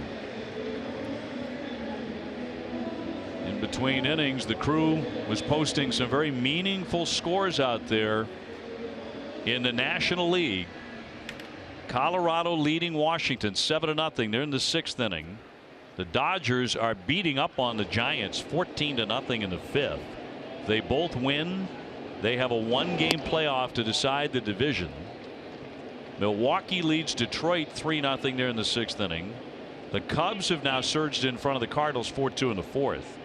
If they both win, they have a 1-game playoff. So everybody's in the playoff, but who's going to win the division depends on them playing one another tomorrow. Right. Game 163. Sandy Leon retired, 2 up and 2 down. Tune in tonight to NESN's news coverage to get highlights and a complete recap of Week 4 across the NFL. NESN's coverage of the NFL regular season is brought to you by Cross Insurance, where security meets strength. Now Barnes beginning to get ready in the bullpen. And those 163s, those game number 163s, will be played tomorrow. And then the wild card game, National League, taking place on Tuesday. Jackie Bradley base hit first time up. Rounded out the last time up. You know, I believe the game, if it happens, Milwaukee against Chicago is in Wrigley Field. Correct. I don't know about the other one, Colorado and the Dodgers. I thought I knew everything, but I don't know that. It's in Los Angeles. Okay. Colorado's at home, so not a terribly long flight, really. The Dodgers are in San Francisco right now. You could take a bus from Milwaukee to Chicago. Yeah. 1-1 to Jackie Bradley's outside. Zhu Lin on deck. I like that stuff, though, don't you? Love it. Love it. Love everything about it. What was the year we waited around? Everything happened. Oh, the dreaded 2011 for the Red Sox. That was awful, but everything happened that last day. Well, that was one of the greatest days. It really was. Of the history of Major League Baseball. It was an awful day for the Red Sox, but people have written books about that game, that night, all those games. Yes. I can't keep up with all the things that happened. The only thing that you paid attention to is what happened to the Red Sox, which was awful, and Tampa Bay with, you know, a third baseman hitting a home run, right? Longoria. Hello. Couldn't think of his name. I'm thinking the pitcher that just left. What's his name? Who's the pitcher that pitched today? For the Yankees. Sheffield? No, the other kid. Well, Sessa started. No, the kid. Loizaga? Loizaga. Okay. 3-2, and he's not throw you curve. Not tempted enough. I had no idea who you were talking about. Longoria, I was in between right there. I didn't want to touch it. You know what I'm saying? Longoria, who I was thinking of, hit the home run. That's all. Season's almost over. Yeah. But not for you. I mean, you're going to go on and do playoffs. Yeah, but that's exciting now. I mean, the Yankees and the A's. That is like, ooh. To me, I feel like a little kid watching the game. You know, it's a pitch-to-pitch game. I love it. Yes. Love it. I've done a number of those wild card games myself, and they are absolutely thrilling. And everybody in the ballpark is like chewing on their hand. Oh, yeah. He's getting ready. So is the guy next to him. They're about to clash at Yankee Stadium. And the slicer fouled by Lynn, hitting .254. Hit his first major league home run recently in Cleveland. And it was a bullet.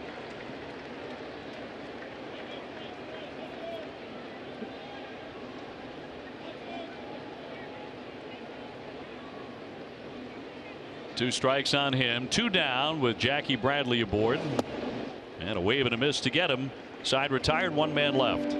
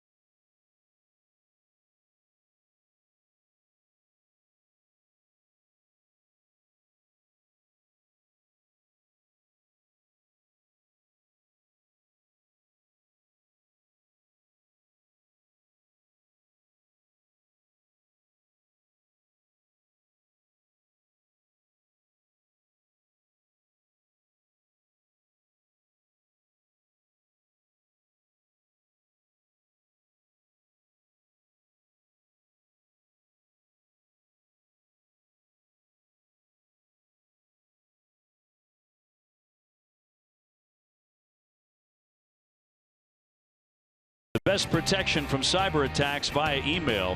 Mimecast, making email safer for business. To the 6th inning at Fenway, last day of the regular season. Red Sox up big on the Yankees. And Matt Barnes will make an appearance out of the bullpen. Eduardo Rodriguez threw the ball very well in 1 inning. A couple of punch outs. So Barnes, the 4th reliever to appear today after Rick Porcello went 2. And allowed only 1 base runner. Here's Aaron Hicks. 0 for 2 on the day.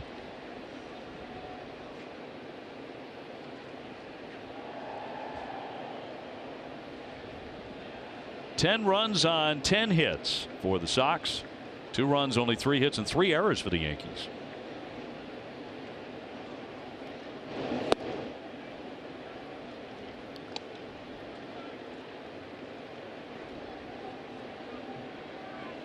Now, throughout the day, we're talking about, certain moments in the Red Sox season that propelled the 2018 Red Sox to an all-time record in wins and kind of ran away with the division. I'm showing you some amazing plays, the grand slams, the big hits, but some outstanding defense as well. And many of those plays have, of course, been Jackie Bradley and Mookie Betts, but not all of them. 1-2 on the way. Tried to hold up, did he? Nope, that's a swing and a miss. Boy, and he strikes out. 3 split fingers in a row. My goodness, what is Barnes doing? One of those plays, and later Alex Cora said this was the best defensive play of the year, was Sandy Leon. This really was a great play. You had to see it. The reaction to that, Morales with the grabbing the ball before it goes foul and tagging Morales at the same time. I mean, talk about heads up. It's beyond. Old Dominion, the official freight carrier of Major League Baseball and the Red Sox. They're showing great awareness there. And Duhar smacks that 1-2 hopper to Lynn. 2 down. Barnes out there practicing today. I mean, he threw 3 nasty split fingers to Hicks, which you never see. Struck him out, and then he threw a curveball there. So that tells you that when he woke up today, the game plan when he got to the ballpark with Daniel Levangie was, I'm going to work on that split. I guess. I mean, I've never seen him throw more than 1, let alone 3 in a row. Look at this thing. Check swing, but that's nasty. I don't want to get carried away with that thing. Guy throwing 98. He's basically fastball curveball, but it's nice to have that extra pitch. Luke Voit blasted another home run, 2-run shot in the 4th inning. So he's got 15 for the year and 14 of them since he was acquired from St. Louis. 14 as a Yankee. He's got what, a little over 130 at bats. Headed for the hole, a diving effort by Lynn, but he can't get there, and a base hit for Voit, making him 2 for 3. They were comparing him to Spencer. Remember the Spencer they had that one year? I think it was 98. They hit a whole bunch of home runs for them. I'm going to say Shane Spencer. Shane Spencer.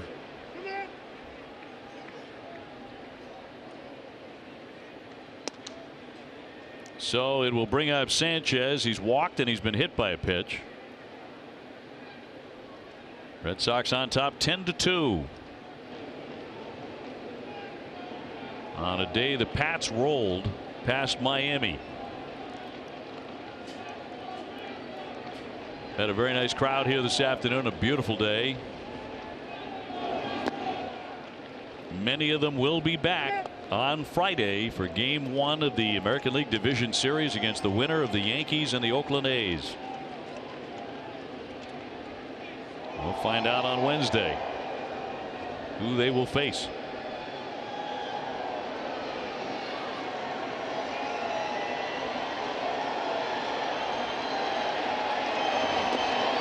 And they'll skip away.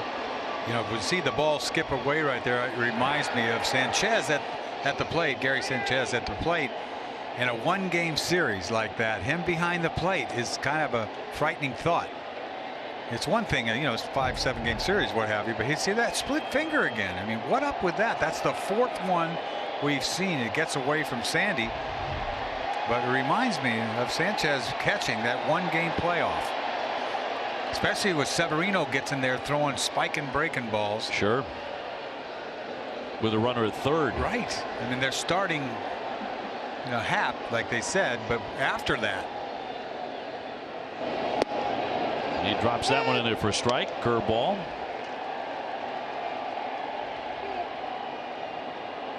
Severino there. And Tanaka. But Aaron Boone has said it will be Jay Happ, which makes all the sense in the world with the run he's been on since they got him from Toronto. But it's all hands on deck when you're talking about that wild card game.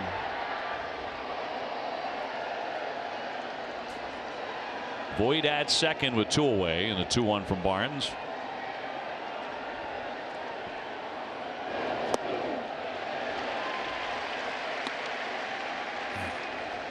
Tonight at 10 on NESN Sports Today. Get highlights and a complete recap of the Patriots' Week 4 matchup against the Dolphins.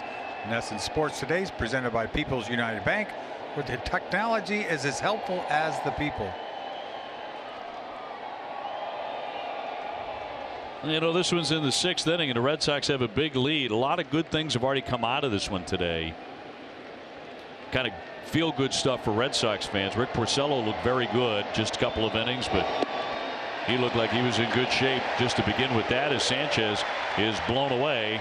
1 man left.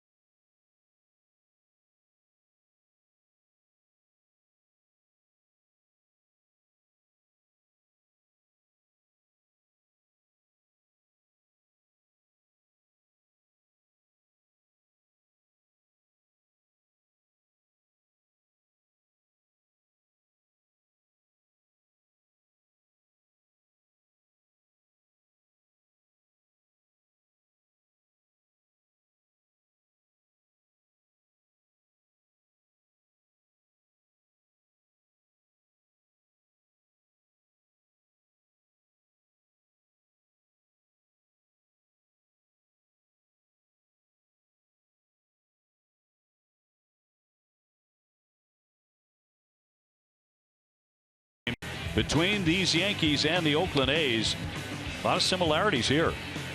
I think it's as close as you can get. I know the home runs are, 40 home runs, but still, 5 runs a game. These guys can hit. They've got good relief pitching. That's what it's going to come down to, relief pitching. And to celebrate Oktoberfest, Sam Adams is giving away 2 tickets to Game 1 of the Division Series right here at Fenway Park. Text GO SOX to 24587 to enter. Bottom of the 6th inning, Red Sox ahead 10-2. It's been another really nice day for Brock Holt, a single and a double. He's also walked and he has scored 3 times. And he is going to find his way into that postseason rotation on the infield and maybe the outfield, the way he's swinging it.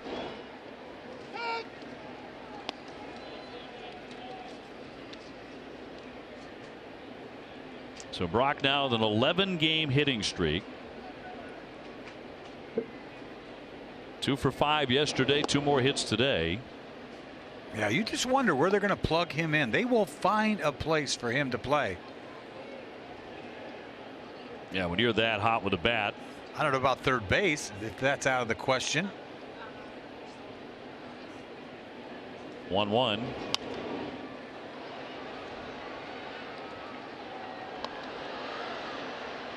Be nice to know who you're playing, then you can almost project a little bit. Brandon Phillips on deck, who had one of the great moments of 2018 in Atlanta.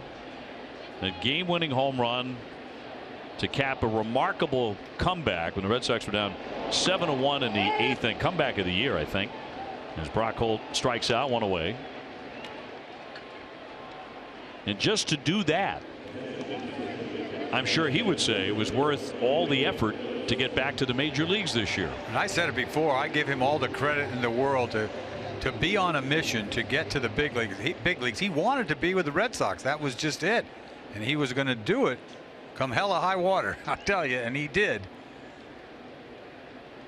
And then that lean back home run in Atlanta, which proved to be the game winner. That was something else. Take another look as we flash back. Looking to launch, and he does. Classic back leg. Huh? I mean, classic. And you know it's gone. You can style around it. Beautiful thing.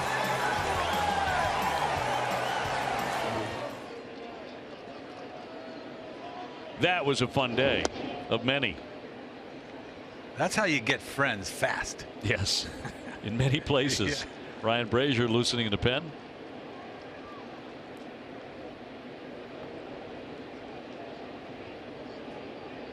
Brandon hitting in JD Martinez's spot. JD with a really nice game 162. 2 hits, the last of which was a 3-run homer to get him to 43 home runs and 130 runs batted in. And hit more home runs in his first season with the Red Sox than anybody ever did. Hit more home runs the opposite field than I've ever seen in one season. Yeah, that was fitting for the last of the regular season for JD to be hit where it was, right? Yes.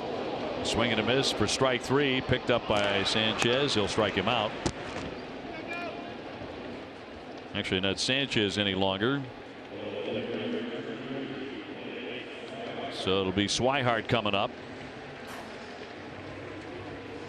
So there are the defensive changes for the New York Yankees. There are a bunch of them. Echeverria moving over to third. Torreyes now in the game.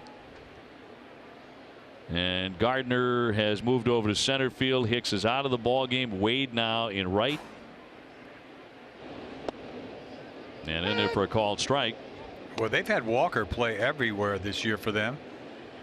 Second baseman with the Pirates forever, and then this year he's went second, first, third, left, right. Higashioka, the new catcher, as that one's tagged foul.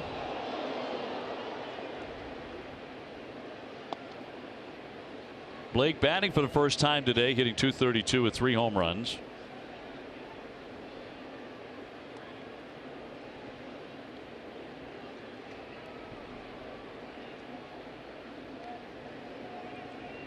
And Tarpley with the 0-2.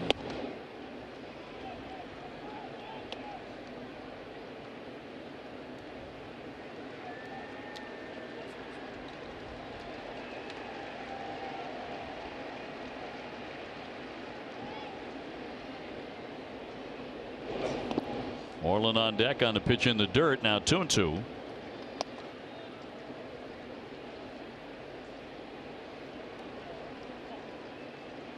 Still keeping eyes though on both the Cubs game and the Milwaukee Brewers game, because they're in the middle innings and no runaways in those 2 games.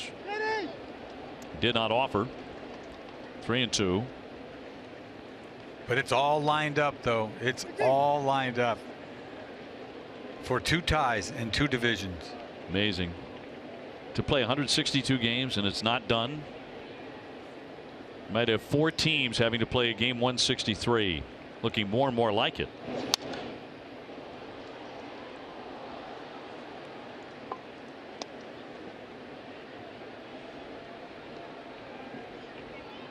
Blake making the team out of spring training and then did a lot of sitting right away. Been playing a lot more here in recent weeks, really from the All-Star break on. Getting in the lineup a lot more. He'll take a pitch in there for strike 3, but it gets by. Here's the throw and not going to get him, so he'll be safe at first base despite whiffing on a pitch that got right through Higashioka. Don't miss WB Mason Extra Innings Live right after the game. TC, Jim, and Steve will break down the game, and you'll hear from Rick Porcello and Alex Cora, who at WB Mason celebrating over 20 years of same-day delivery. So it'll be a strikeout, a pass ball, and it'll bring up Mitch Moreland, who's 1 for 3 with an RBI double. Red Sox with a hefty 10-2 lead on the Yankees here in the 6th.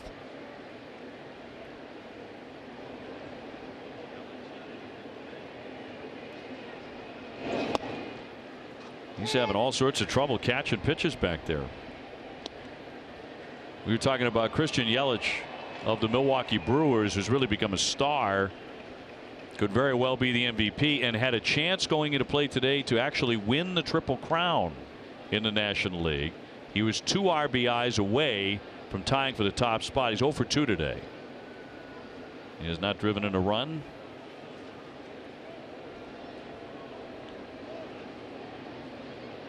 And the 0-1.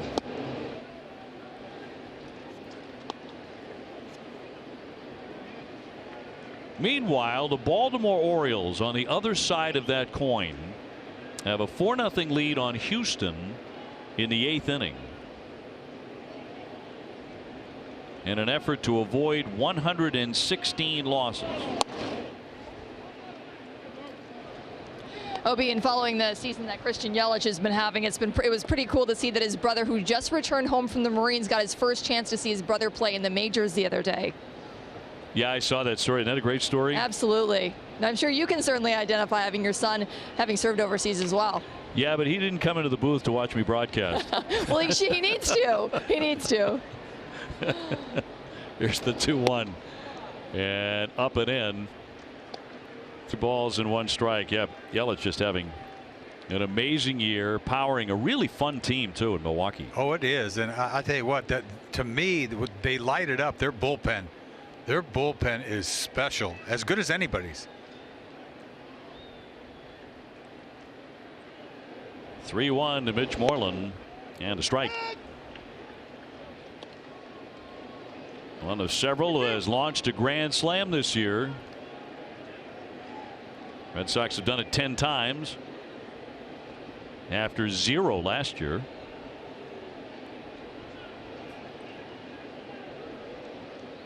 And Swihart leaves first base on the run, and it's inside ball 4. That'll put runners at first and second. Time for Built for Baseball, presented by T-Mobile. Boy, you go way back in time. In April, you see a hanging breaking ball at Moreland in Oakland, of all places. Slammage, and he hit so well in Oakland lifetime, and that just added to it, that slam.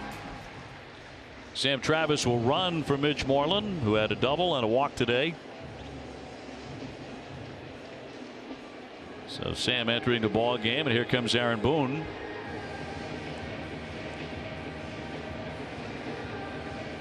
He's been busy going out making moves today to his bullpen. He's going to do it again. So Tarpley is done. Probably should have been out of the inning earlier than this. The pass ball on his catcher kept the inning alive. Well, we were on the topic of grand slams, and here's a look at a grand slam season.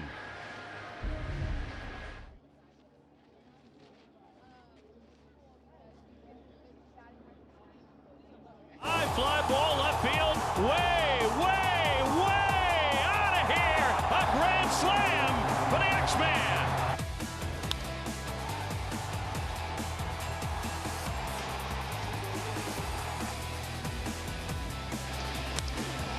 Getaway center. Gardner back, turning around. Oh, he did it! He knocked it out of here for a granny.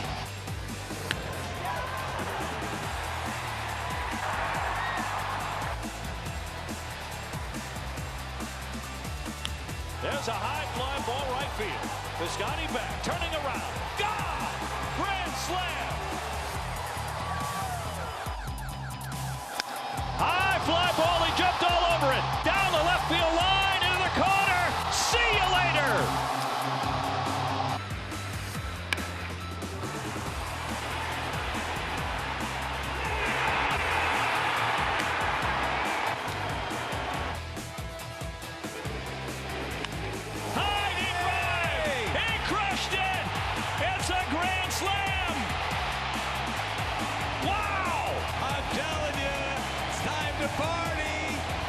They're all loaded. High fly ball deep into left center field. Way back it carries. That ball is gone. And a man at every base with two away. A high deep drive down the left field line. That one to the corner. It's gone. A grand slam. Don't mess with your man. That's incredible. Well, that's the 10th time this season the Red Sox have hit a grand slam.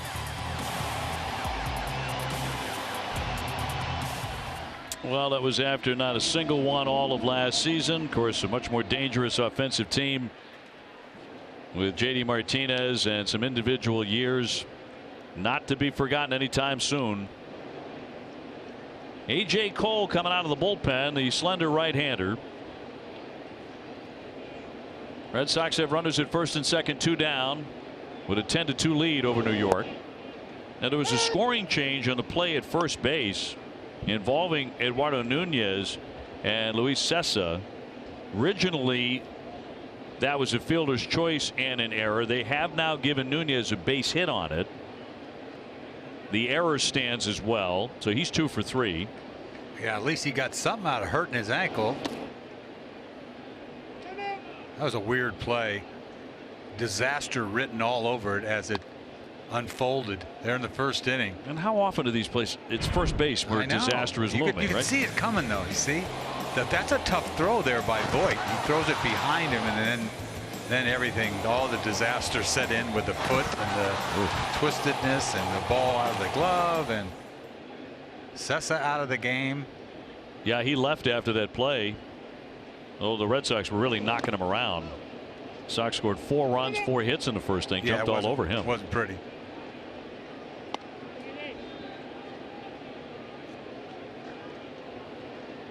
Red Sox got 3 more in the second, 3 in the fourth. You just hope as a pitcher that the guy that hits a ball like that tweener, that he's not very fast. That's what you hope. He's got all the time in the world to catch it and touch the base.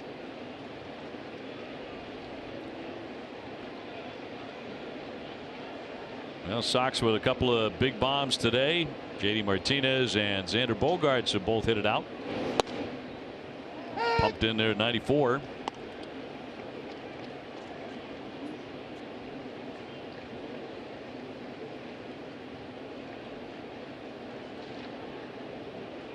Game moving along today at its own pace. Yeah, the speed of stink. It's classic. The Red Sox have scored a lot of runs. That's part of it. 2-2. Roll foul.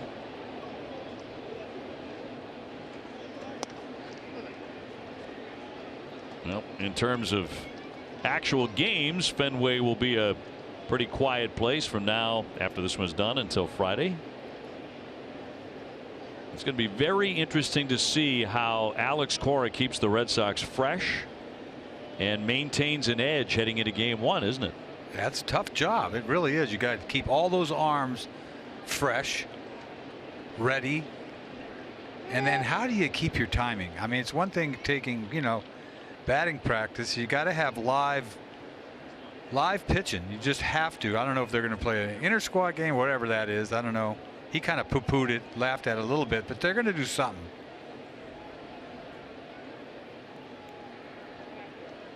Well, he's had a little bit of experience as a bench coach with that. I know it's a different story as a manager. And, he's got a Tony La Russa to lean on for that question, doesn't he? Oh, God knows how many that he's been through as a manager. Those long layovers, whether it's winning a series, sweeping a series, waiting for the next one. Into the dirt, 3-2. He's got a lot of tricks. Tony's always thinking, you know, out of the box. 107 wins as a first-year manager. A nice chance to have 108 when it's said and done today. What a year he's had. Nothing like it.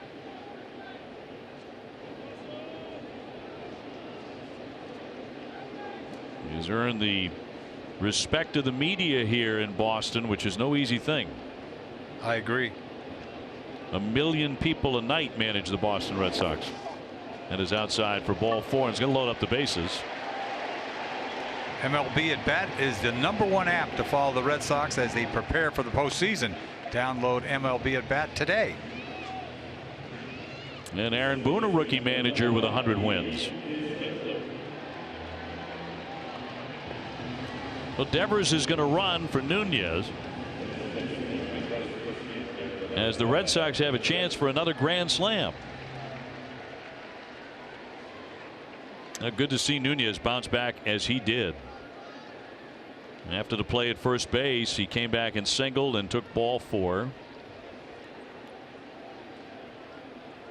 So it's Devers, Travis, and Swihart first to third for Ian Kinsler with 2 down.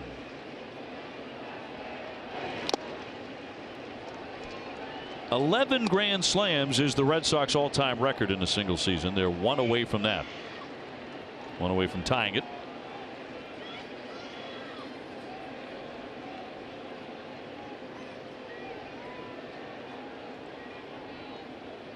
And Cole with the 0-1. Check swing and a foul ball. 0-2.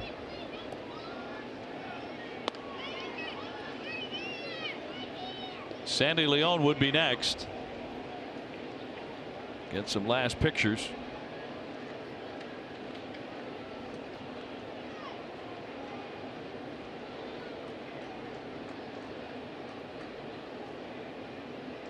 Well, no place to put Kinsler, and here comes the 0-2.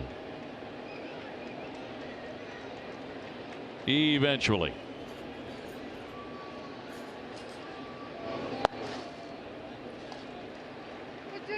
This big tall glass of water. Cole, he likes to throw sliders.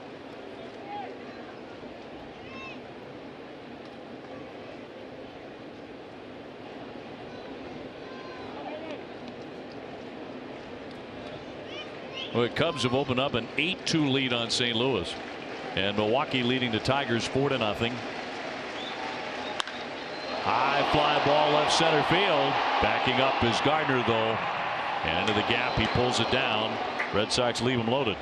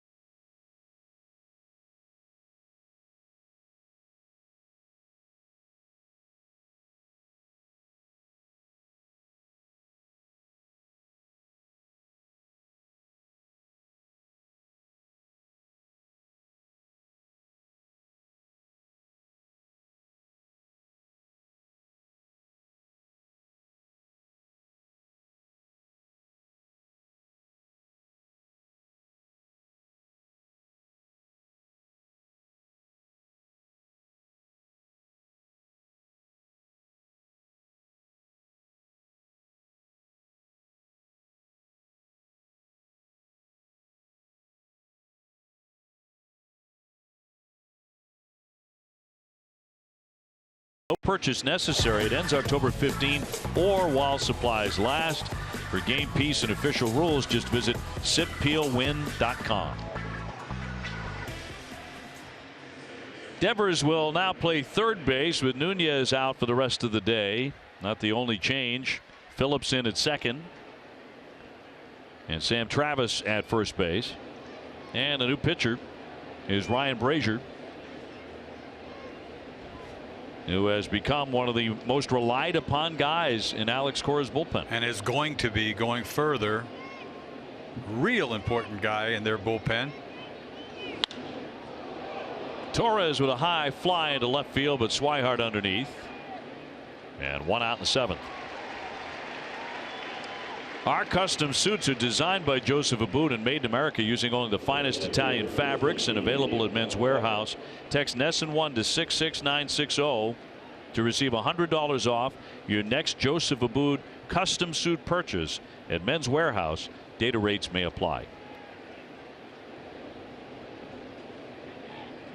Neil Walker today 1 for 2 with a base hit. Brazier tossed a perfect 8th inning in the second game of the doubleheader Wednesday against Baltimore. Boy, he has had consistent fastball, you know, from 96 up consistently.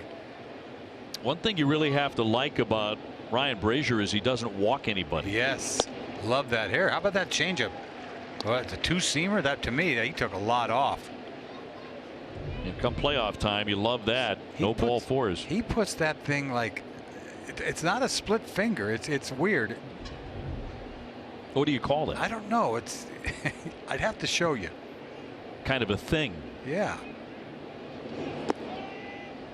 Split fingers between your fingers more. It's almost like it's between his knuckles.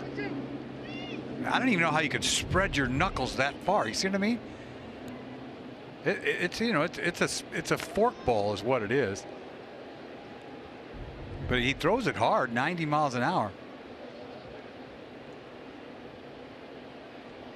1-2.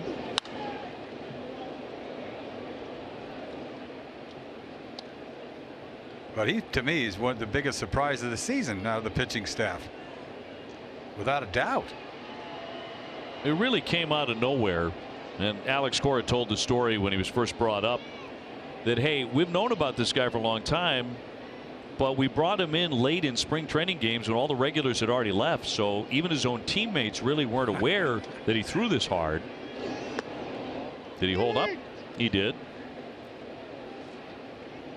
But like you said, the important part of this whole deal is he throws strikes. And that's a problem that the Red Sox have as a whole in that bullpen. They throw a lot of balls.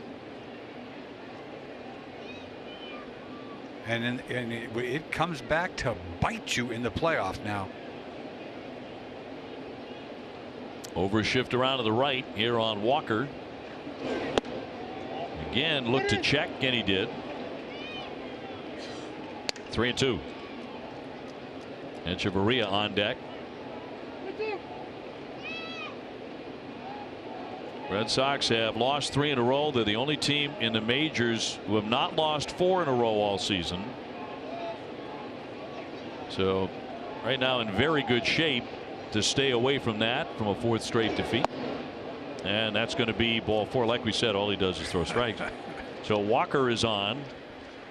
The Bruins regular season begins in D.C. against the Stanley Cup champion Capitals Wednesday night. NESN will have an hour of pregame and postgame coverage around the nationally televised game. NESN's first regular season game broadcast will be Thursday night in Buffalo with 1 hour of pregame coverage beginning at 6 p.m. Rick was on with us, a great preview earlier. Can tell he can't wait to get going. On Wednesday, the Bruins get after it as they drop the puck for the first time for real. Echeverria looking to check, and he did. Ball 1. And Brick is great at what he does. And I've been listening to him for a long time. Yep. It comes so easy for him. He's smooth. Well, he and Jack have great chemistry together. They're terrific. Both deeply passionate about what they do, and that comes through. And a great hockey town. I don't know what a great hockey town is. I grew up in the Bay Area. They didn't have any hockey, really. The California Seals, I guess at one point they had. I'm going way back. Does that really count? I don't know. Really? I don't think it really counts. It doesn't count. I might be wrong. I don't know. You had a lot of great sports, though, in the Bay Area. Sure. I mean, were you a Golden State fan? I was. I was a Rick Barry guy. Rick Barry guy. Yeah. They won it in '75. I'm going way back. That's when they won it, that one year. And now the team they have now, you can't be a fan of because you live in Boston and the Celtics are on the verge. Yeah, we can still be a fan. Yeah. They're a great franchise. Yeah, totally. And their arena, heck, it's right next to where the A's play, Coliseum. Runner at first, one down. That is a strike on the swing.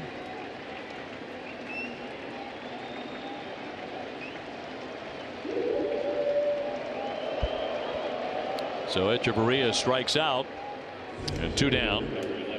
Yeah, he just couldn't hold up on that slider. I love his slider too. Gets guys out front. They see fastball, but it's late. Echeverria still doesn't believe he swung the bat, but he is a strikeout victim. Here's Brett Gardner, who has really not had a very good year. 236, only 12 home runs. In fact, in the recent series against the Red Sox, he's barely played. Yeah, he's been quiet really all year. He's getting up there in age a little bit. I would guess to say he's what, 36? That's just a guess. I'm thinking you're right. Boy, he's had a nice career. He's just a solid player. And he has had a lot of really good games in the past against the Red Sox. Oh, he has. And he'll steal one of those money bags too when he steals a base. He's now 35. Has had his pop foul out of play. This postseason, don't miss Red Sox Game Day Live presented by DCU. Every half hour before each Red Sox playoff game, TC and the guys will break down the matchups and bring you inside the Red Sox clubhouse. DCU, Digital Federal Credit Union. What can DCU save you?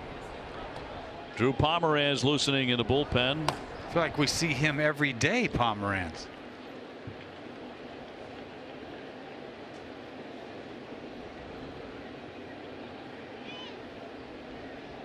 Frazier's 1-1. Mixing in a changeup.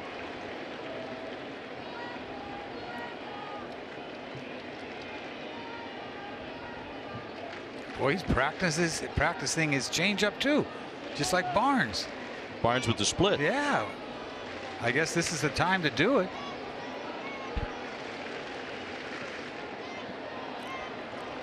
Well, Red Sox came out today pretty darn focused offensively and jumped all over the Yankees. Line drive and a leaping play by Devers to haul it in. Well, the Red Sox getting to 106 wins, of course. The new franchise record they have added to that with number 107. And here this afternoon trying to make it 108 to cap the regular season.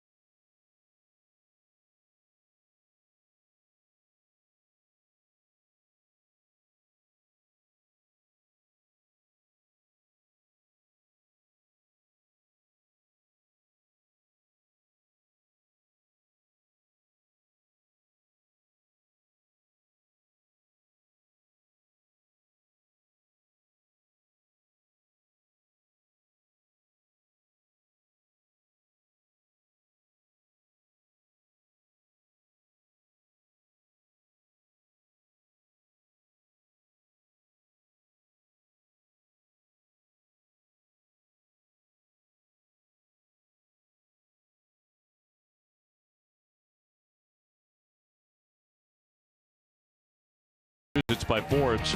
Lexus and Alexa Strikes Out Hunger program. And by Southwest Airlines. Low fares, no hidden fees. That's transparency. A lot of offense today. The Red Sox beating up on the Yankees 10-2 as we prepare to take it to the bottom half of the 7th inning.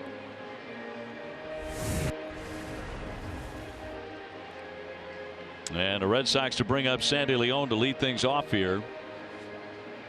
Now, what has been a beautiful day at the ballpark. Red Sox got 4 in the first, 3 runs in the second, 3 runs in the 4th inning. And they pounded out 11 hits. Well, there are many, many folks who work so hard and bring tremendous talent and ability to every Red Sox telecast here on NESN. There are 4 people in particular we can't thank everybody. We want to say a special thanks to and really profess our gratitude to, because without them we can't do this job, and so many others to boot. But our coordinating producer Jeff Mitchell, who works tirelessly on these broadcasts. Another producer, Dan Aspen. Amy Johnson does a great job in the truck and production wise. And Mike Narachi, our Emmy award-winning director, as good as it gets on covering Major League Baseball. Thank you to all 4 of you who travel regularly with the Red Sox, and your heart and soul is in it every day. Thank you, guys. Yeah, thank you very much. I appreciate every one of you. And there are so many others that, you know, if we kept on reading the list, we wouldn't be able to get through the entire broadcast. But I think it's fitting that we recognize everybody who covers the Red Sox, because we are blessed to have the best team in broadcast sports with us. And Sandy Leon will look at a strike. Sandy is 0 for 3. Jackie Bradley on deck. It is a beautiful thing every day here. It really is. Everything goes smoothly because of those 4 people.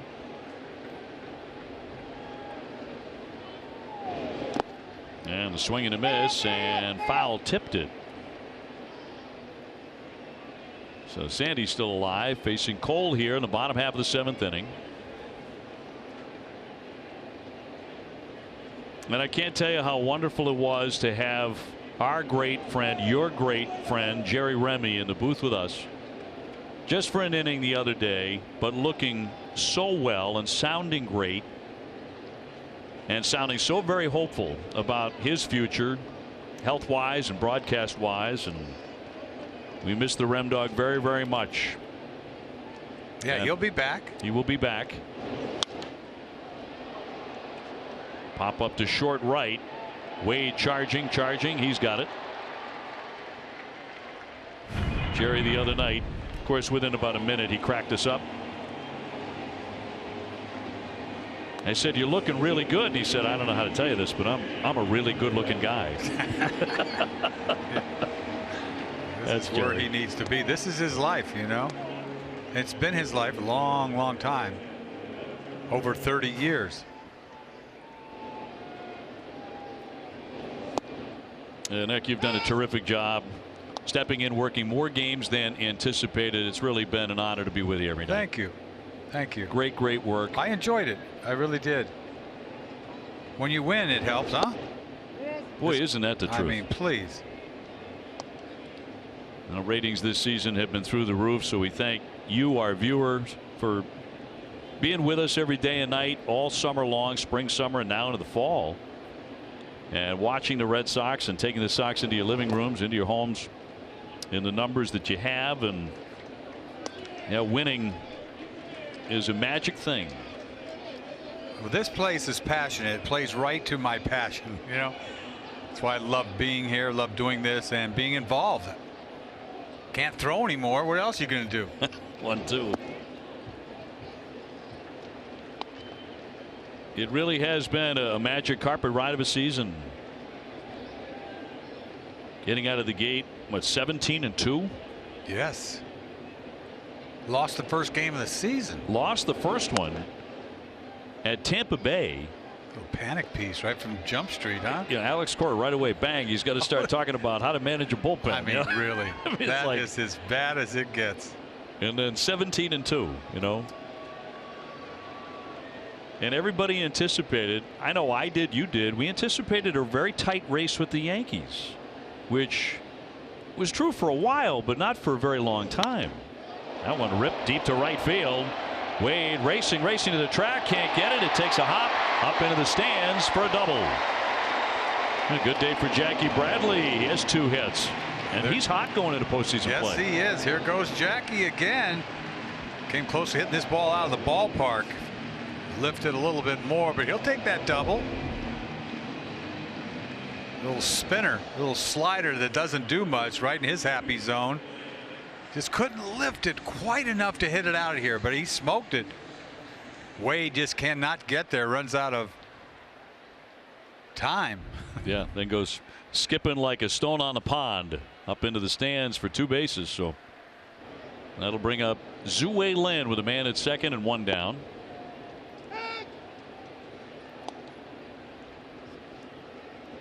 Red Sox with 12 hits. Home runs by J.D. Martinez and Xander Bogaerts.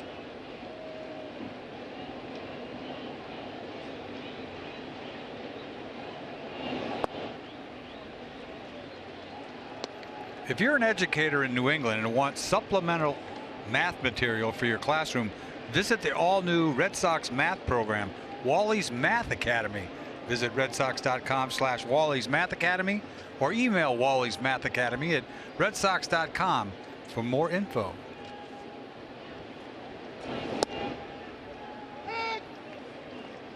One and 2 on Zue Lin. Brock Holt on deck.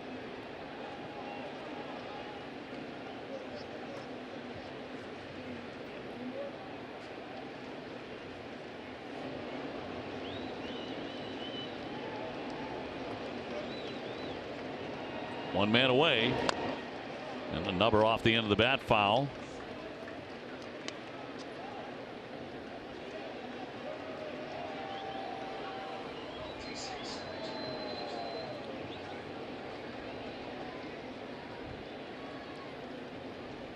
Milwaukee leading Detroit 4-0 7th inning.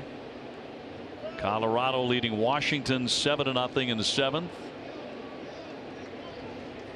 Dodgers ran away and hid from the Giants today, 15-0 9th inning LA. And a swing and a miss, he got him. Lynn strikes out. To honor the 2018 Red Sox for having the most wins in franchise history, Louisville Slugger is releasing this full-size 2-tone laser engraved bat for $129.95 plus shipping, and will be limited to only 5,000 individually numbered bats. To get yours today, call 866-280-BATS or go to BigTimeBats.com right now. Louisville. You nailed that right out of the gate. Eh? Nobody knows what I'm saying. Louisville. Louisville. It's Louisville, Kentucky. It's not Louisville, Kentucky. And if you go into the city, and I've done this, believe me, you go into the city of Louisville and mispronounce it, they'll let you know in about 5 seconds. I've only been there once, but I have been there.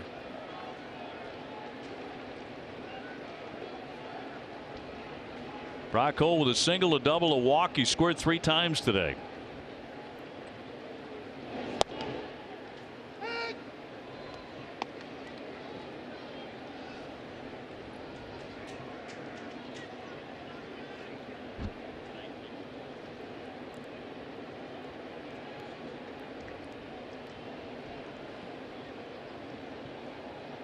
Of course, stay tuned for the post-game show as soon as we wrap up today's game. Red Sox and Yankees with TC and Steve Lyons as well. There's Steve. Psycho's in the stands, chatting away. He could chirp.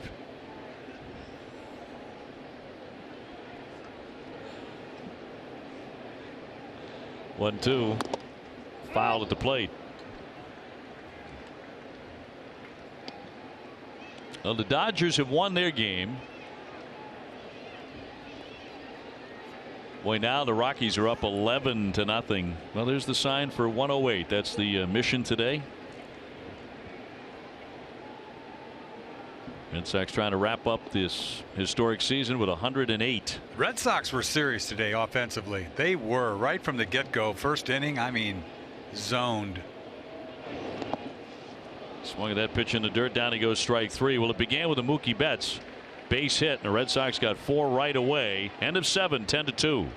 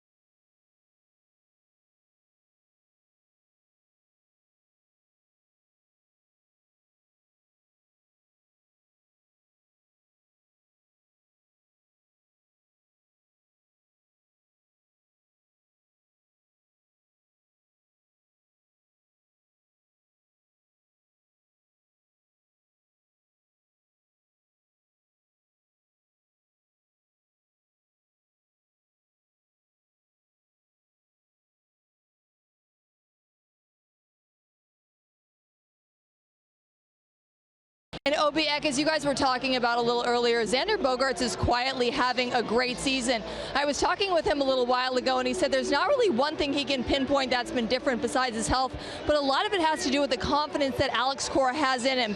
He said he'll always tell him, positive things, and if he sees that you're down, he'll come over and say something to lift you up. He said he's almost like a light bulb. And guys, Bogaerts said this is a really good team, but they wanted to come out here and finish strong, and they're doing that today. Boy, that is the truth, and he was a big part of it today with the Red Sox piling up the early runs, Garen, with that home run number 23, 2 more RBIs, 103 on the season.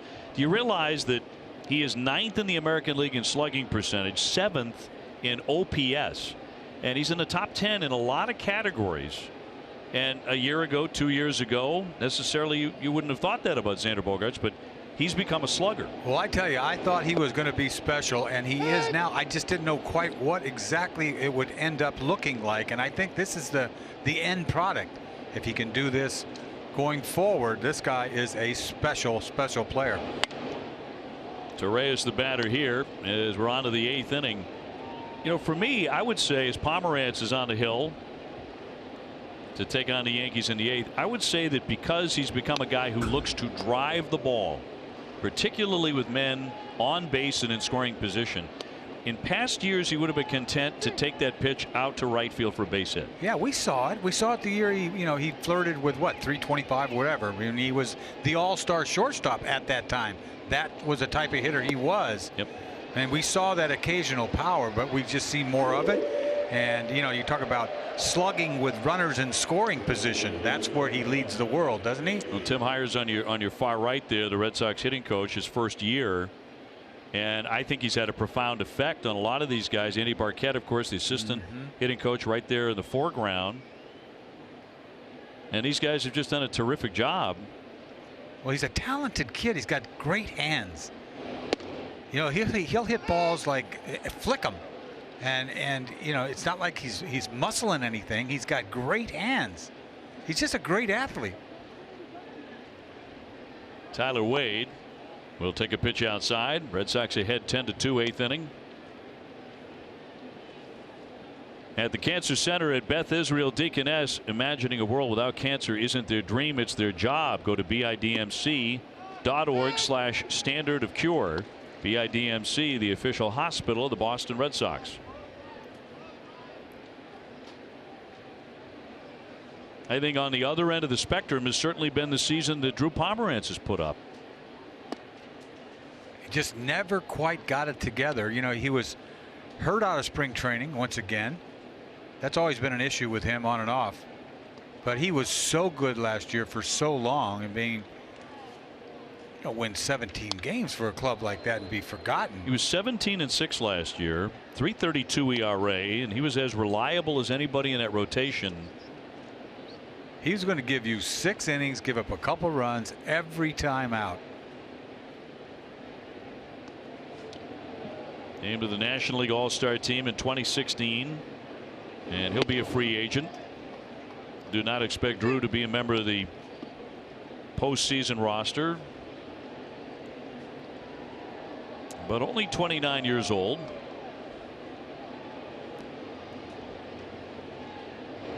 And a 3-2 chopped.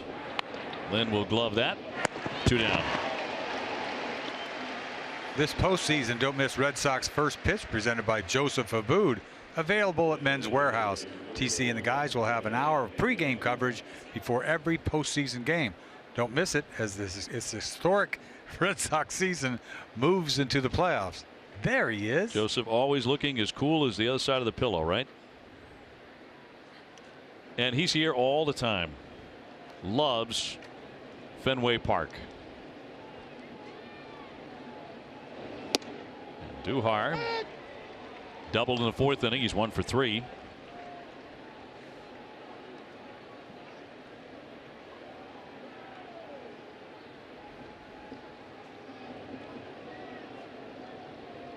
Boy, looking like there are going to be 2 game 163s in Major League Baseball tomorrow to decide division champs. What is that on Joseph's shoulder? Huh. Now it's perfect. 1-2.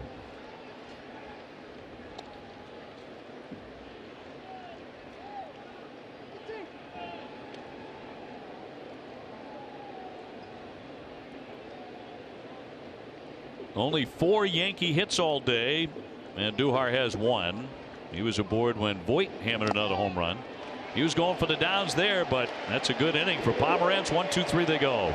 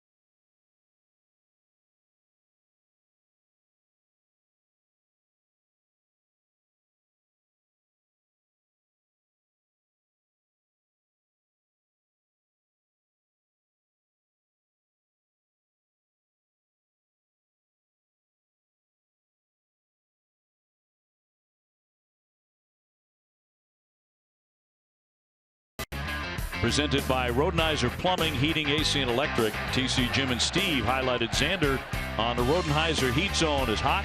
Gary Sanchez is cold. He was 0 for 1 today. And Xander went 2 for 3. Driving in a pair of runs, also hit a home run. So another standout day for the Red Sox shortstop, now out of the contest. And Brandon Phillips will lead things off here against Chance Adams coming out of the Yankee pen.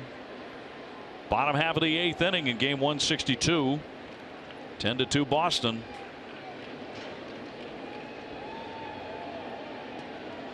Red Sox got a healthy lead early in their bid to win their 108th and snap a 3-game skid here at the very end of the season. Yeah, Chance Adams started a game against us in that 4-game Red Sox sweep a long time ago. One of those games. Fouled away by Phillips, hitting 136. He's got a cool name, Chance Adams. It's a good sports name.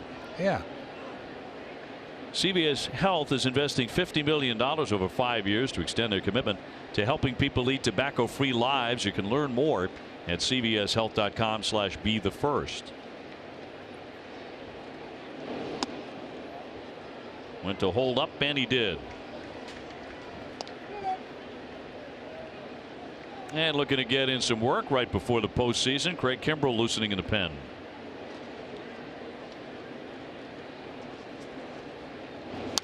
Not his favorite thing to do necessarily. No, this is not his favorite thing to do. Was it last time out that he walked the guys? Was that his last appearance? Yes. Yes, that wasn't good. You got to get focused here.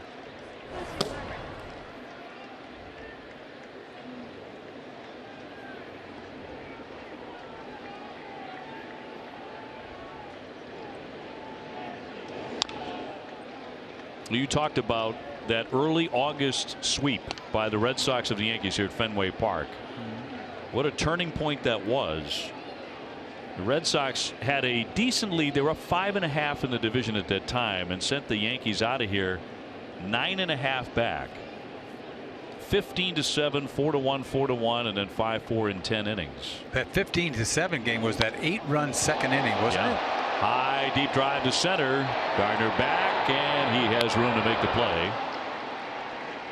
That was the game really with the Red Sox. That was on August 2nd, 15-7, where they ran wild on New York. Oh, right. Everything. They just, what a crazy inning, huh? Stealing bases. Yeah. And then you remember the extra inning. Yeah, this little chopper up the middle on that Sunday night game. Didn't seem like much, but guess what? That's a game winner after coming from behind 4-1 off of Chapman. They won it in extras. Awaken 180 is the official weight loss program of the Red Sox. The Red Sox would get the lead up to 10.5 games within a couple of weeks. And eventually 11.5 for the high water mark.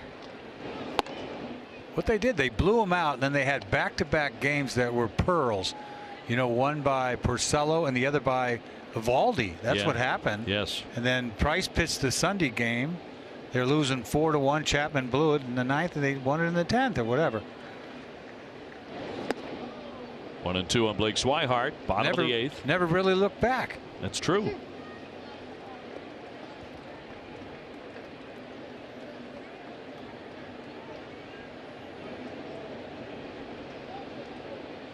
One, 2 on the way.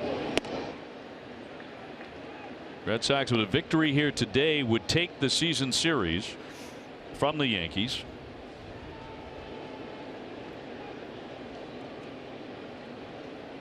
And they may see him soon enough, and that one's down into the dirt to make it 3-2.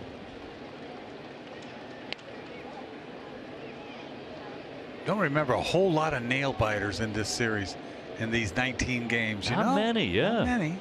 Maybe a couple. Maybe early on. Yeah. There's been a lot of blowouts. Yeah. I mean, games just like this between these two. And a memorable dust-up. Yes. Creating the Joe Kelly Fight Club. That guy's long gone. He's with Minnesota, I think. Austin. Yeah. 3-2 to Swihart. And that'll be strike 3, foul tip to Demit. So 2 gone. Time for a game break, brought to you by Jordan's, the furniture store of the Boston Red Sox. Here's TC.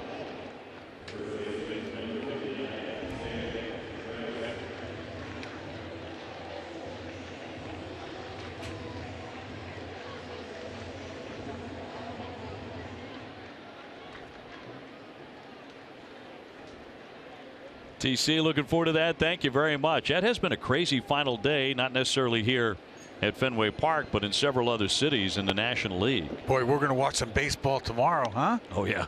You won't. I don't know where you're off somewhere. Yeah, I'm heading out of town, but I have time. I'm going to wait. You know, so some of those games got to be in the afternoon now. They at least probably one, are. Right? Yeah. We'll see. But good luck to you in that trip. What a beautiful trip you're taking. Yeah, thank you, my man. To Paris. Heading to Paris and eventually Greece. Man, what a trip. Yeah, we'll be back for the ALCS. I'll be following the Sox progress through the division series. 1-1. Travis with a home run in Cleveland, his first major league home run on the last road trip. Yeah, we saw 2 in one night. That doesn't happen every day. Time for a look at the road ahead, presented by People's United Bank. There's game 1 of the American League Division Series on Friday. Game 2 on Saturday right here at Fenway. Against the winner of the A's and the Yankees. That one flying into left field, rising up, and it's high off the monster. Travis digging into second base. Give him a double. Standing up with 2 down.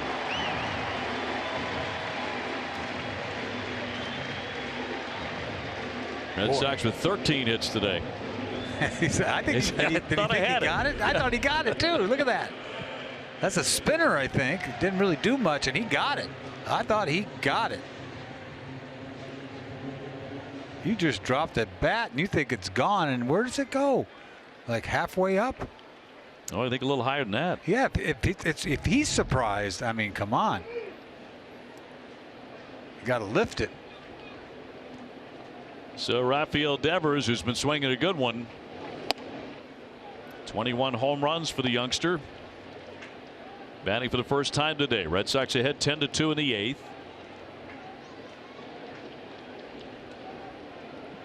Vasquez would bat for the first time given the opportunity.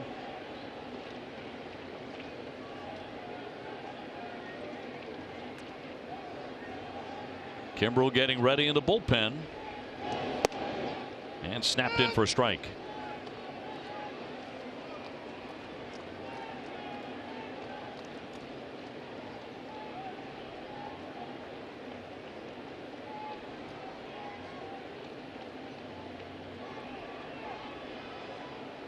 Two down. Travis leading from second. 1-2.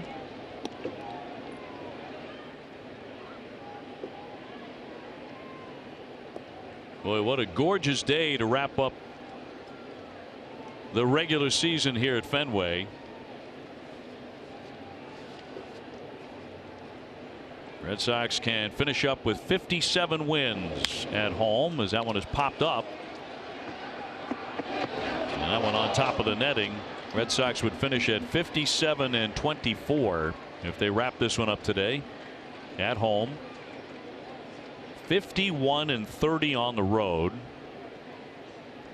They would go to 52-24 against the East. They went 19-14 against the Central. 21-12 against the West, and 16-4 against the National League. That's getting it done. Yeah, they seem like they always do well against the National League in particular.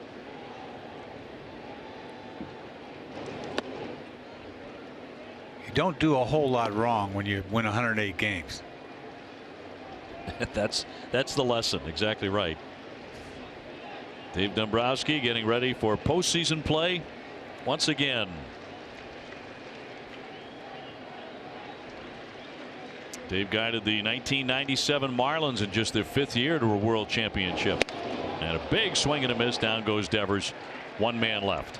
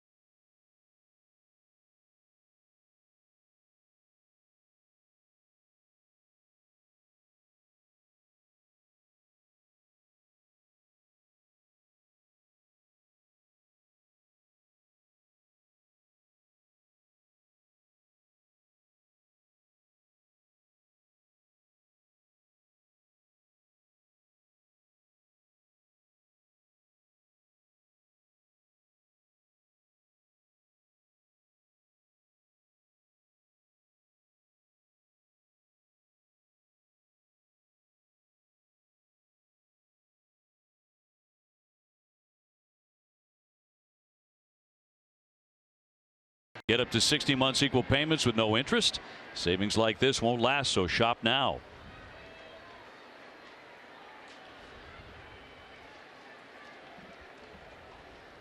Well, Craig Kimbrell on for his 63rd appearance of the season.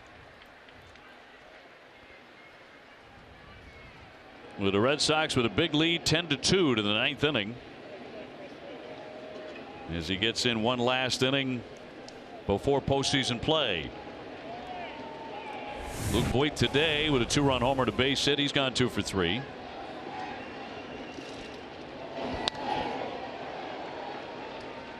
The Bruins regular season begins in D.C. against the Stanley Cup champions on Wednesday night. NESN will have an hour pregame and postgame coverage around the nationally telecast game. NESN's first regular season broadcast will be Thursday night in Buffalo with a 1-hour pregame coverage beginning at 6 p.m.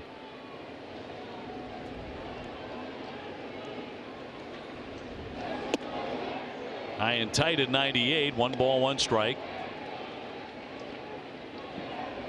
Red Sox scored 4 runs in the first inning, 3 in the second inning, and we're on top after 2 by plenty.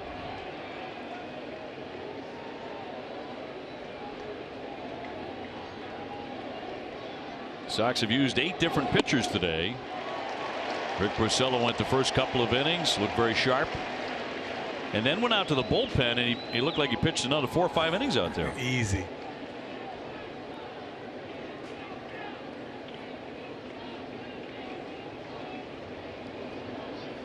And Kimbrell with a 1-2, trying to put away the youngster Voigt on a breaking ball hammered foul. He's got that kind of a late kind of swing anyway, doesn't he? He's got that Yankee Stadium home run stroke, huh? The other way. We've seen a couple of them.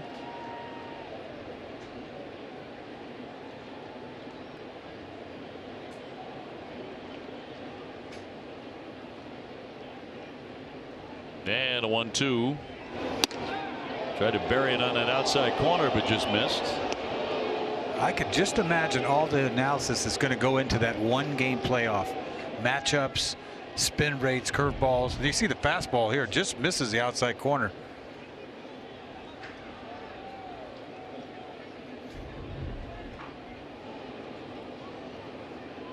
Two.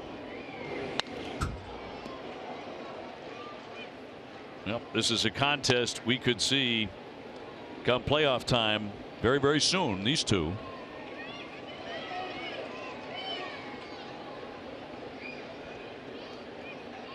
Boyd with a home run in the 4th inning. All eyes will be on sale that first game on Friday.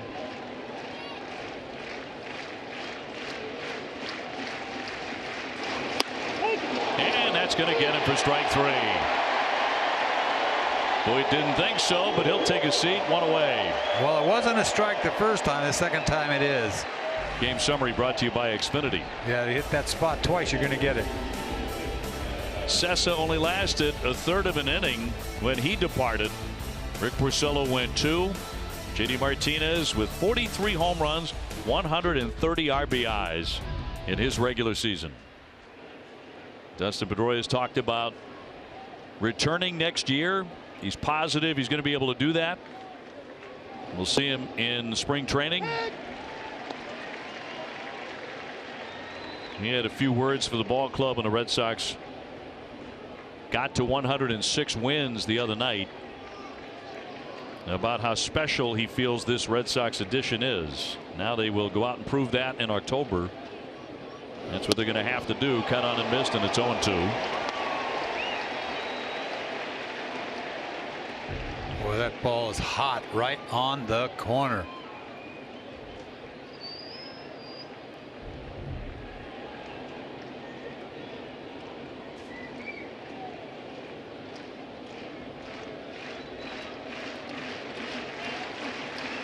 Higashioka swings at a pitch down in the dirt to strike out. Leon on to first to complete it. Back-to-back Ks.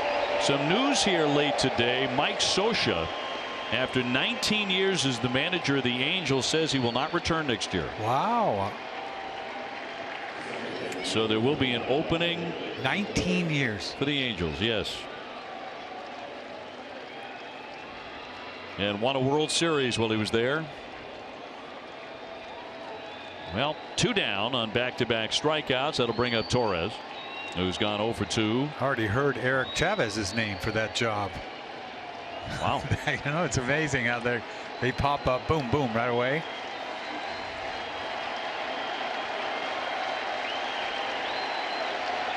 A lot of fans remaining despite the big score in the Red Sox favor today.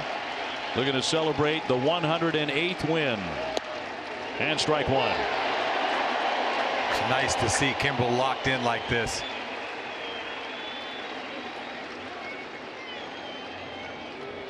Been a lot of good signs today. Yes. And a lot of good momentum. And what has been a remarkable season for the 2018 Red Sox. The winningest team in baseball. And October beckons.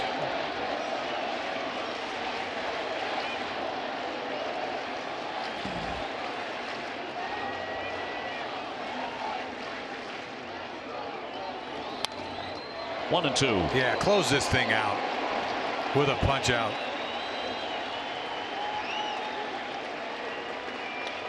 It's the way it should be.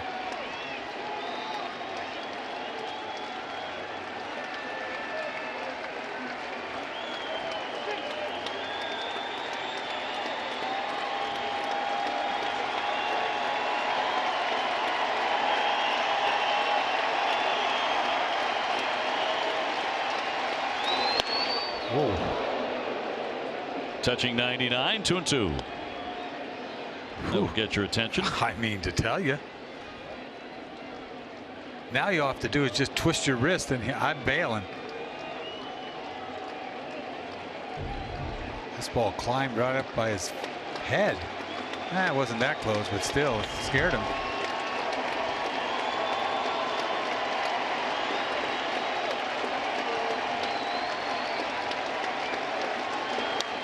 Just got a piece of it to stay alive. Gleyber Torres.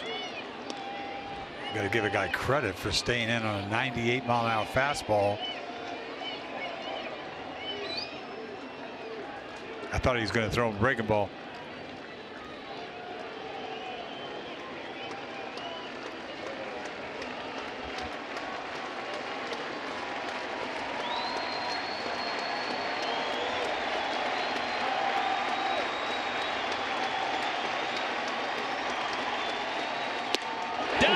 Strike 3, and the Red Sox win for the 108th time to complete an amazing regular season. And now it is on to October. Hey, Kimbrel puts an exclamation mark on it. You know, after that bad outing last time out, he punches out the side. Last pitch about 100 upstairs. 108 becomes the new standard for the Boston Red Sox organization. 108 wins. You got to take a lot of pride in that, because this doesn't happen in your lifetime.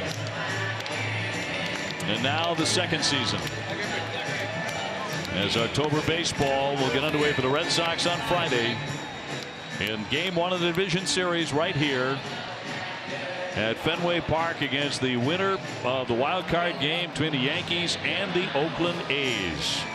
108 wins in Alex Cora's first year as the manager. Bring it on. They got something to prove.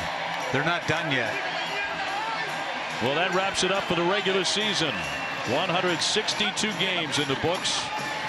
The Red Sox go 108-54. Heck, thanks so much. That was an absolute pleasure. Loved it. Appreciate it very much, my friend. Good luck to you in the playoffs. Let's toss it back to the studio and Tom Caron.